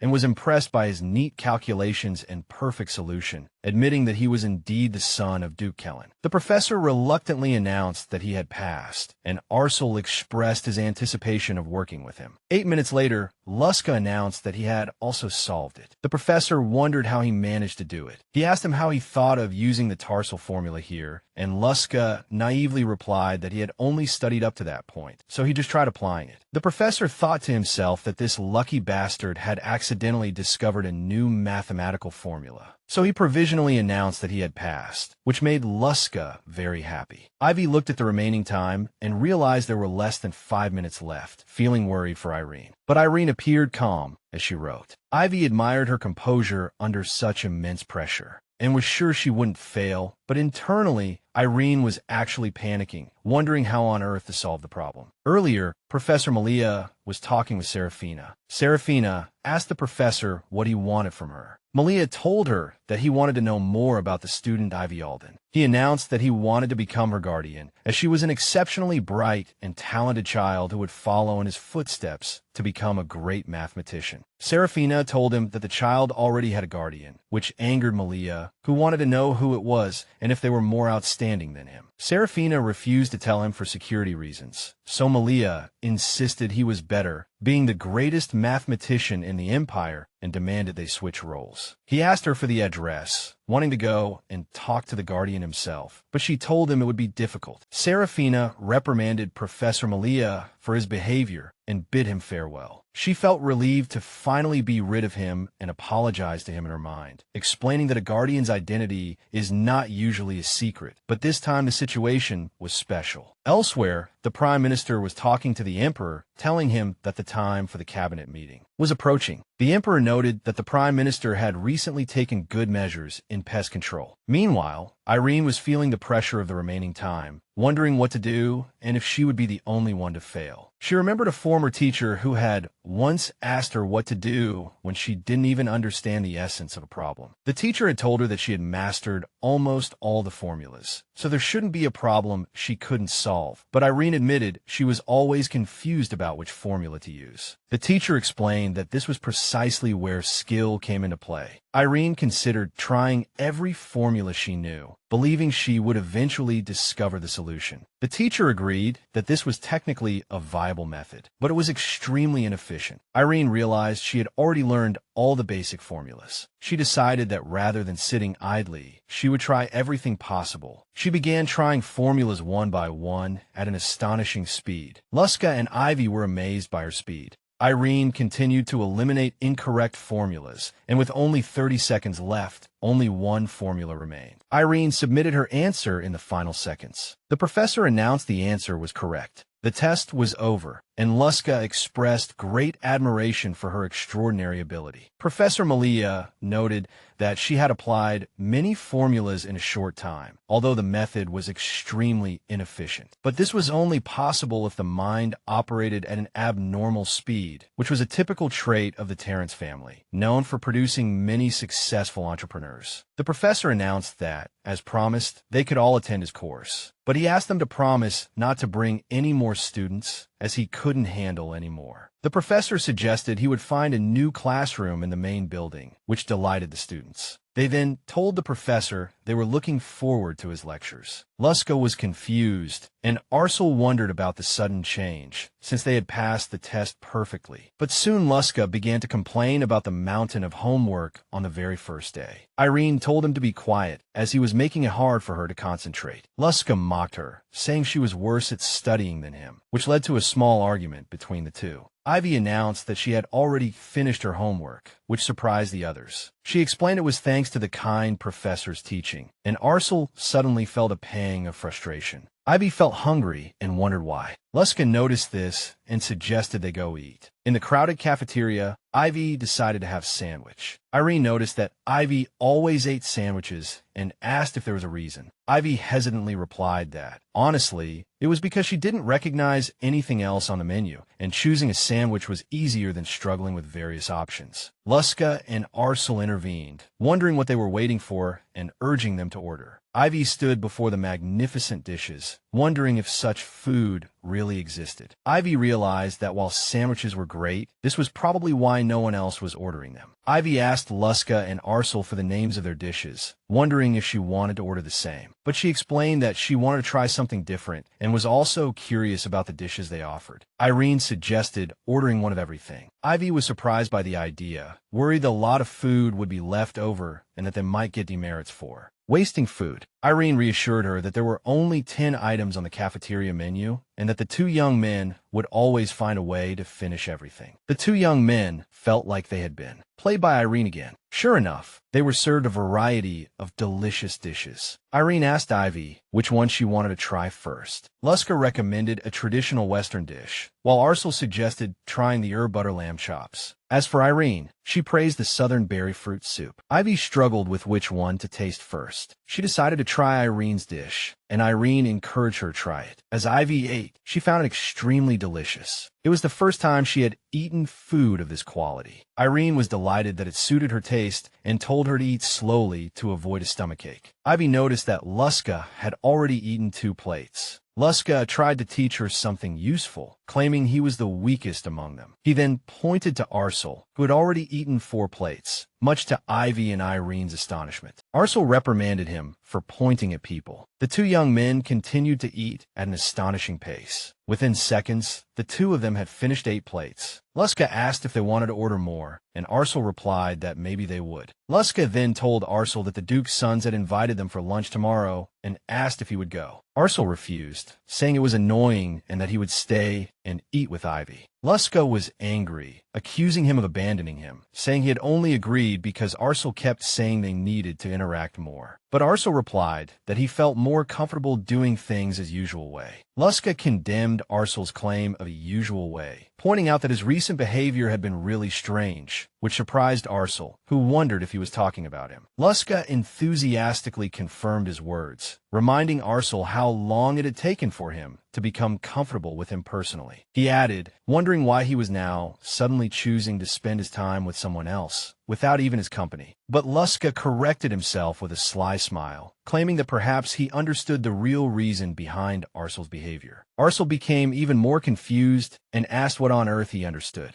Luska was surprised by his question and told him to think carefully about who Ivy reminded him of. Arcel suddenly and decisively changed the subject, announcing that he was going to order another creme brulee, leaving Luska with a look of confusion, wondering what the reason for this sudden outburst was. Arcel thought to himself that Luska's reaction was natural, as he had never spent time with anyone else before. But in truth, he had never felt that Ivy was like any particular person. As he was lost in thought, he saw Ivy chatting and laughing with Irene. Then that image overlapped with another memory from the past. This memory brought him back to the image of a red-haired, green-eyed lady. When he and Luska were children, the lady appeared before them and asked if they were the 2 children Chloe had mentioned. The lady told them she was on her way to pick some apples, and offered to accompany them with a warm smile. The memory took him back to a journey in a luxurious carriage, where his father told him that this was his first time in this remote place, and that the crown prince had insisted on holding the wedding here. His father added that the scenery was beautiful and that this trip would be an opportunity for him to meet many prominent figures, so it would not be a bad experience for him. Arcel at the time was a 5-year-old child named Arcel Karen. When his father asked if he was tired, he replied that he was fine and that a member of the Karen family should at least endure this much, which impressed his father, who saw in him the son he had always hoped for. His father then asked if he was getting along well with Luska. Arcel gave an affirmative answer, confirming there were no particular problems between them. His father expressed his satisfaction and advised him to continue getting along well with him and not to quarrel. He explained to him that they would likely be working together for a long time in the future, just like him and Marky Rag's self. Little Arcel thought sarcastically to himself how he could possibly work with that immature bastard Luska. He couldn't imagine that happening. Arcel felt the matter was inevitable and that he could only take the initiative. He then gathered his courage to ask his father something he had been wondering about. He told him that he had heard some rumors about the person the crown prince was marrying this time. He wanted to know if the rumor that she was a witch was true, which surprised his father. His father sighed, wondering how such a rumor had reached his ears, and advised him not to believe every rumor he heard without scrutiny, explaining that rumors could sometimes be true, but most of the time they were not. Just then, the coachman announced their arrival. His father said he believed Arcel understood what he meant and told him to go for a walk while the preparations were underway. As they disembarked, another man greeted them, welcoming Duke Karen and apologizing for being late. The Duke asked him how things were progressing, and he replied that they were just starting the preparations, which prompted the Duke to urge them to hurry. Arcel set off for a walk and soon saw Luska running, so he called out to him, asking where he was going in such a hurry. Luska welcomed him with surprise. Luska told him he was bored, so he had decided to play in the forest, and excitedly asked if the idea sounded fun, which made Arcel hesitate and think about the forest. Arcel at that moment remembered a stern warning he had received in the past, cautioning him never to enter the forest alone without a specific reason, and to take a knight with him if he had to go, as he could get lost and danger would approach as night fell. But Luska paid no mind to these fears and announced that if Arcel wasn't coming, he would go alone. He then set off quickly, prompting Arcel to shout in an attempt to stop him. Arcel caught up to him, yelling that the forest was a dangerous place and anxiously wondering what would happen if he got lost. In the midst of their running, the red-haired lady suddenly appeared before them, greeting them, and then asking if they were the two children Chloe had mentioned. The lady told them she was now on her way to pick apples and invited them to join. Arcel was stunned, immediately realizing that this lady was the person from the rumors. The memory took him back to a conversation he had overheard between two ladies, who said that the woman frequented the forest every day and that she had an unsettling aura about her that made her seem like a witch. They continued their conversation, speculating that she must have a secret hideout deep in the forest where she secretly conducted suspicious experiments, and that she had managed to trap the crown prince in her web using evil magic. Fear took hold of Arcel's heart, and he imagined she might drag them away to be used as test subjects. So he flatly rejected the idea in his mind. But completely opposite to him, Luska excitedly accepted the invitation, leaving Arcel in a state of terror. Arcel tried to dissuade Luska in a low voice, wanting to tell him about the lady's identity, but Luska nonchalantly ignored him, telling him he could stay here if he didn't want to go. Luska, ignoring his warnings, ran towards the lady, so Arcel called after him trying to stop him, then muttered to himself, calling him a fool. Arcel was furious that his friend would follow a witch for just a few apples, while Luska naively asked the lady if they could eat the apples as they picked them. Arcel stood there, convinced he had done his best, and that from now on, the responsibility was on Luska.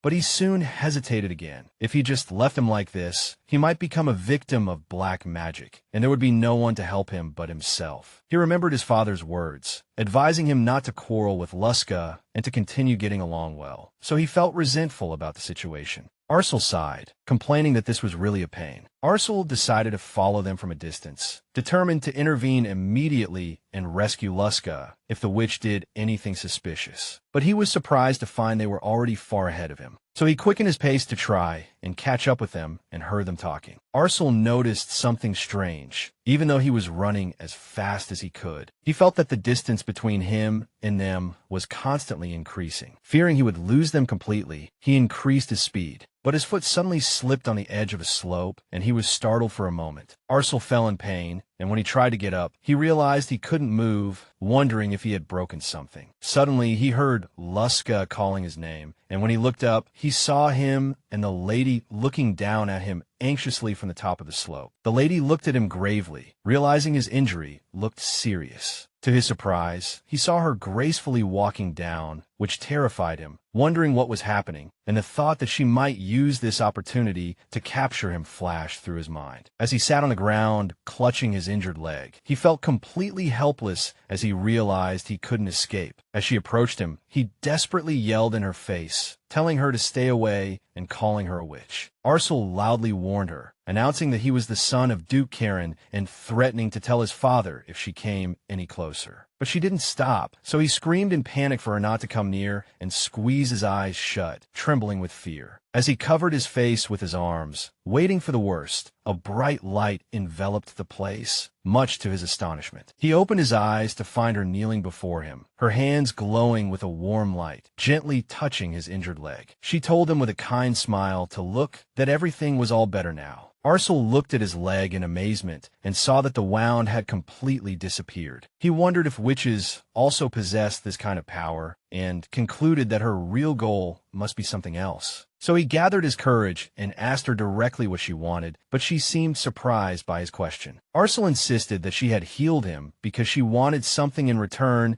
and repeated his question of what she wanted from him. He then assumed she had saved him out of greed for his family's status and told her that, unfortunately, she would have to talk to his father about it. She lightly flicked his forehead, leaving him in shock. She laughed and told him that he was just as quirky as Luska. He thought angrily to himself how she dared to touch his forehead. She then calmly taught him that when someone helps him, the first thing he should say is, "Thank you." The scene returned to the present, and Arcel smiled slightly, remembering that Lillian was always like that. He admitted to himself that since he could no longer see her, he had tried not to think about her, and thought he had succeeded in forgetting her until now. Suddenly, his thoughts were interrupted by Ivy's voice as she apologized for accidentally dropping her fork. Luska reassured her that it was okay. Arcel wondered why he thought of Lillian whenever he saw Ivy and suspected that Luska might have said something unnecessary. Arcel calmly stood up and offered to get Ivy a new fork. She initially refused, saying there was no need to trouble him. She quickly changed her mind, saying she would go with him, so Arcel agreed, and they went to get the fork together. As they walked, Ivy thanked him for always being so considerate to her, to which he replied that it was nothing. She then stopped and hesitantly asked him something she had been wondering about. Ivy directly asked him why he was so nice to her. Her question surprised Arcel, so Ivy explained that she was just curious, and that she had realized he was kind to everyone, but the question brought him back to that distant memory again. In the memory, Luska was running happily, declaring himself the winner, while Lillian told him to be careful not to fall. Lillian noted their energy, while Arcel watched her silently, then asked the same question Ivy had just asked. Why was she so nice to them? He admitted to her that they had believed the rumors and called her a witch. Luska laughed at him, pointing out that he was the only one who had doubted her, and had even hurt his leg. Lillian laughed at the situation, while Arcel got angry at his comment. Luska commented that he didn't know what he had done. She interrupted their bickering, saying she actually knew the reason. Lillian then gently placed her hands on their heads and told them that one day they would become very important people to her child. Lillian added that she looked forward to them spending a long time together, and that thanks to them, that child would grow up to be very happy. She then placed her hands on their small faces, explaining that they would sometimes be sad together and sometimes joyful together, and she asked them to be good friends to her child. Ivy's anxious voice pulled him back to reality as she called his name, asking if he was okay. Ivy noticed he was distracted, so she apologized for her sudden question and told him he didn't have to answer if he didn't want to. But Arcel calmly smiled and answered her, the reason being that they were friends. Shyness took hold of Ivy's heart. Her face turned red, and the word friends repeated in her mind. The moment was interrupted by Luska and Irene calling for them. Luska wondered what they were doing, accusing Arcel of trying to monopolize Ivy, and urged them to hurry back. With sudden enthusiasm, Ivy walked ahead of Arcel, inviting him back to the table. Arcel watched her with a smile, thinking that although the idea seemed absurd, he wondered why Ivy. As the others were interacting and joking, the thought took shape in his mind. Could she be Lillian's child? The next morning, Ivy knocked on Irene's door and asked if she was awake. She gave her permission to enter. When she went in and said good morning, she was taken aback by Irene's appearance. Ivy expressed deep admiration for Irene's elegant clothes. Irene kindly returned the compliment. Ivy was surprised by her attire, wondering if today was a special day. Irene told her she apparently didn't know. Irene explained that today was Guardians' Day, an event dedicated to each student where Guardians would send them encouraging gifts. Irene added that the hall would soon be piled with gifts, but she had to go out to receive hers, which seemed unnecessarily expensive. She told her she would probably be back late in the afternoon, which shocked Ivy. Ivy excitedly admitted she didn't know there was a day for receiving gifts and that she had never received one before. Irene suddenly realized she might not get anything. Irene tried to comfort her, claiming the event wasn't as fun as it seemed and that the children of nobles just used it as an opportunity to show off. She then promised her that she would buy her some delicious desserts on her way back, which made Ivy very happy, calling her the best. Irene looked at the clock and realized she had to go now. She said goodbye to Ivy, and Ivy wished her a safe trip. Ivy stood in the hall, mesmerized by the sight before her, piles of gifts filling the place, and she realized this was the Guardians' Day event. She had never seen so many gift boxes in her life and decided to walk up for a closer look. But she heard two students whispering in surprise, asking why she was here, asserting that she wouldn't get a gift anyway, and that she was ruining the atmosphere. Ivy's expression changed, and she thought to herself that Irene was right, and she should just watch for a bit and then go back. Just then, a teacher caught everyone's attention and announced that she would start calling names to distribute the gifts. When she called for Alicia Lydia, a girl excitedly came forward to receive her gift, a pin studded with jewels that impressed the students, while Alicia pretended it was nothing to make a fuss about. The staff continued to call out names like Hemart Vermula, Jovia Schultz, and Raoul Nessler, and the students all happily came forward to receive their gifts. Ivy watched the scene with a smile, for even though she wasn't the one receiving a gift, seeing the happy faces of the other children brought her a sense of satisfaction.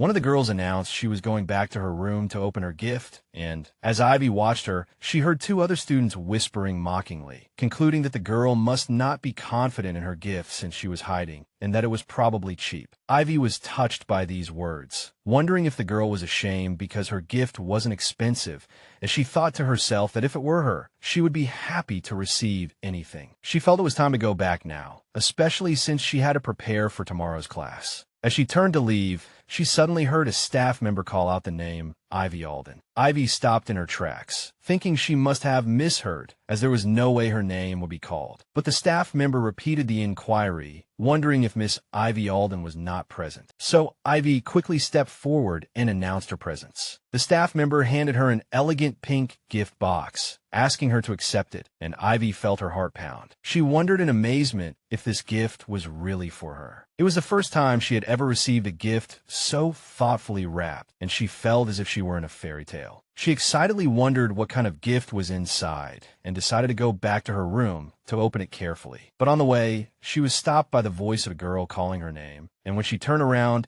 she saw it was the very girl who had been mocking the other student. The girl demanded Ivy hand over the gift, claiming she needed to inspect it. When Ivy asked what she needed to inspect, the girl replied scornfully that it was obvious something was wrong, as it was impossible for a poor girl from an orphanage to receive such a lavish gift. Ivy hesitated, thinking this couldn't be real. The other students began to whisper, agreeing with the girl, wondering if Ivy had taken someone else's gift by mistake, or even doubting she had a guardian in the first place. Ivy tried to defend herself, insisting her name was clearly written on the gift, but the girl didn't believe her, claiming the name itself could have been written by mistake and mockingly asking what made her think she deserved the gift. She then ordered Ivy to hand it over, but another voice interrupted them, commanding them to stop. It was a red-haired girl who stood firmly before them, stating there was no proof the gift didn't belong to Miss Ivy and that their judgment was too hasty. Ivy was struck by her beauty, silently wondering about her identity. The girl then turned to Ivy and kindly asked if she was all right. One of the students recognized her as Lady Isella, and they wondered in surprise why she would help a commoner girl. Ivy remembered hearing the name Isella, whose reputation was on par with Irene's. But the bullying girl didn't give up and spoke directly to Isella, asking if she also found it strange that a girl from an orphanage would receive a gift. Isella calmly replied that she didn't find it strange, as Ivy might have a guardian too. But the girl insisted that the wrapping paper used was unusual. Isella noticed her persistence and turned to Ivy, saying that she herself didn't like the suggestion, but she advised Ivy to open the gift in front of everyone. Ivy thought to herself that she had planned to unwrap the gift carefully back in her room to preserve the wrapping paper, but she realized the current situation didn't allow her to refuse. However, if opening the gift would clear up the misunderstanding, she decided to ask them to wait. For a moment, she began to gently untie the ribbon, trying not to wrinkle the paper, but the bullying girl lost her patience, angrily complaining about how frustrating the situation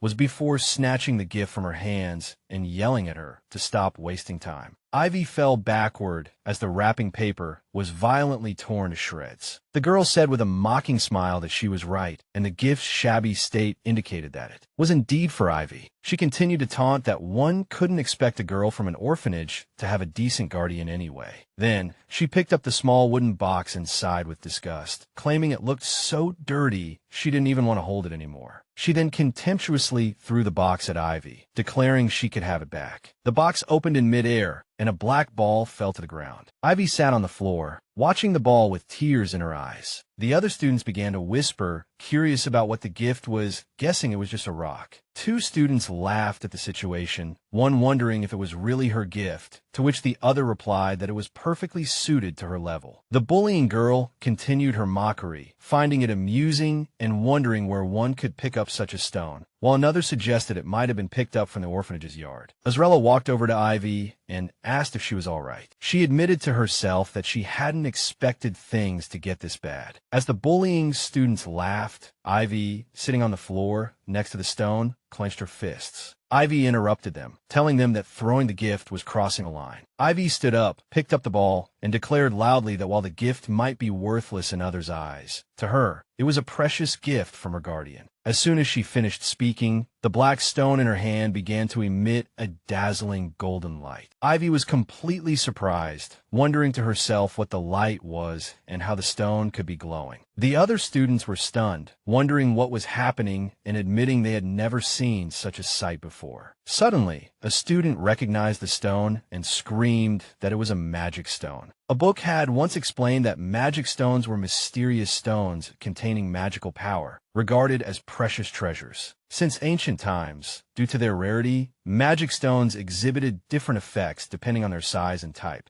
holding extremely high collection value, not only for mages, but also for high-ranking nobles. The students wondered in amazement if magic stones were really that rare, and another added that she had heard a stone the size of a fingernail was more expensive than a diamond ring, leading them to conclude that Ivy's guardian must be someone incredible. Ivy held the glowing stone, mesmerized by its light, but she noticed it was warmer than anything else. Soon, the atmosphere completely changed, and students gathered around her, some asking to touch it, others wanting a closer look. The glowing stone sparked excitement among the students, who crowded around Ivy, expressing their desire to touch it just once. Ivy, bewildered by the sudden attention, asked them to wait. Isella observed the situation from a distance, then let out a loud laugh, drawing everyone's attention. She then walked forward, apologizing and admitting she couldn't help but laugh because the scene was so amusing. Isella announced that she could tell from the first glance that the magic stone was fake, surprising everyone. She explained that it was well known that the capital's markets were recently full of vendors selling imitation stones that looked very similar to magic stones. Therefore, she confidently concluded that Miss Ivy's gift was nothing more than a cheap imitation infused with some simple and ridiculous magic. The students' attitudes shifted rapidly, and they began to agree with Isella, noting that the stone did look different now and logically questioning who would give away an expensive magic stone. As for Ivy, she looked at the stone in silence, thinking it didn't matter to her whether the gift was real or fake. What saddened her was that she didn't understand why things always ended up this way. A familiar voice broke her silence, asking what was going on, and Ivy immediately recognized its owner. It was Irene, who had suddenly appeared, her sharp gaze fixed on the scene. Ivy was surprised by her arrival. Isella coldly commented on Irene's striking appearance, noting that her style hadn't changed, and addressed her as Irene.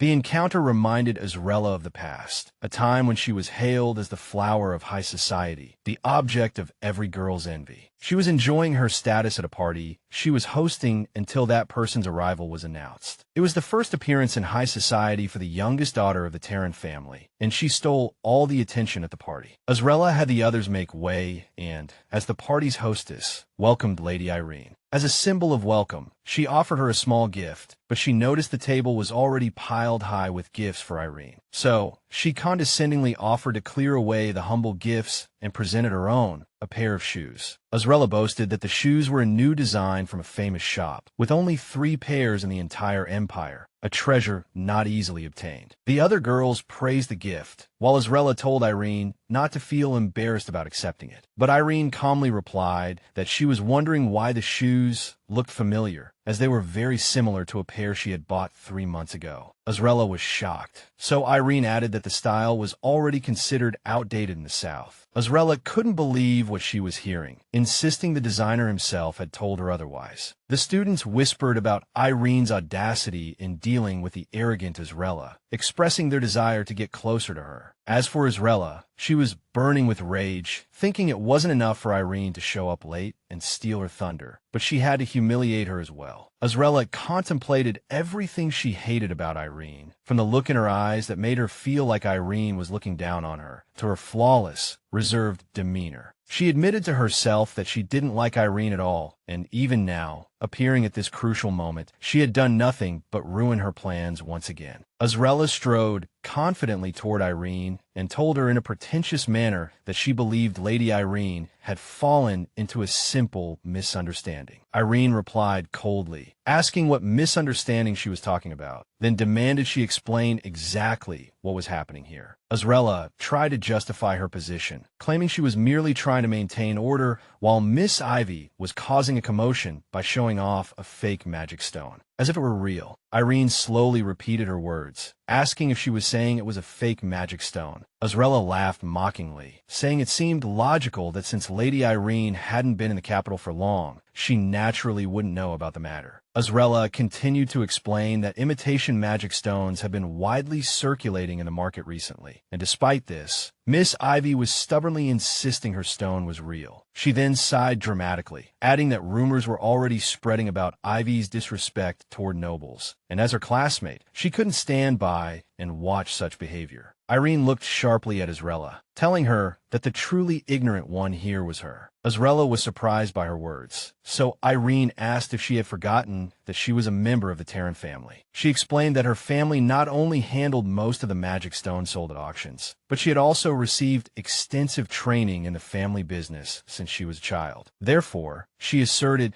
that it was impossible for her not to be able to distinguish something so simple. Irene then swore on her family's name that the stone Ivy was holding was a genuine magic stone. Ivy looked at her emotionally, whispering her name, and then Irene coldly pushed past Isella, telling her to get out of the way if she had nothing more to say, then turned to Ivy and asked if she was all right. Isella stood silently in place, while the other students began to whisper, wondering if Lady Isella had made a mistake. Someone added that she had acted very arrogantly, cornering Ivy like that. Isella couldn't believe what was happening, muttering to herself that it was impossible, wondering how a commoner girl could possess a magic stone. The girl who had been bothering Ivy approached her and asked if she was all right. She tried to comfort her, saying that Lady Irene was too harsh and that Isella's logic was perfectly reasonable. But when the girl commented that Irene had been acting overly familiar with the commoner girl recently, Isella shot her a sharp glance as she watched Irene check on Ivy. She recalled the reserved image of Irene turned from her memory, wondering to herself if Irene had ever shown such genuine emotion before. A wicked smile appeared on Isella's face. She found this incredibly amusing, as she hadn't expected the seemingly flawless Irene to have unknowingly developed such a weakness. Meanwhile, Irene was leading Ivy away, suggesting they go to her room to rest.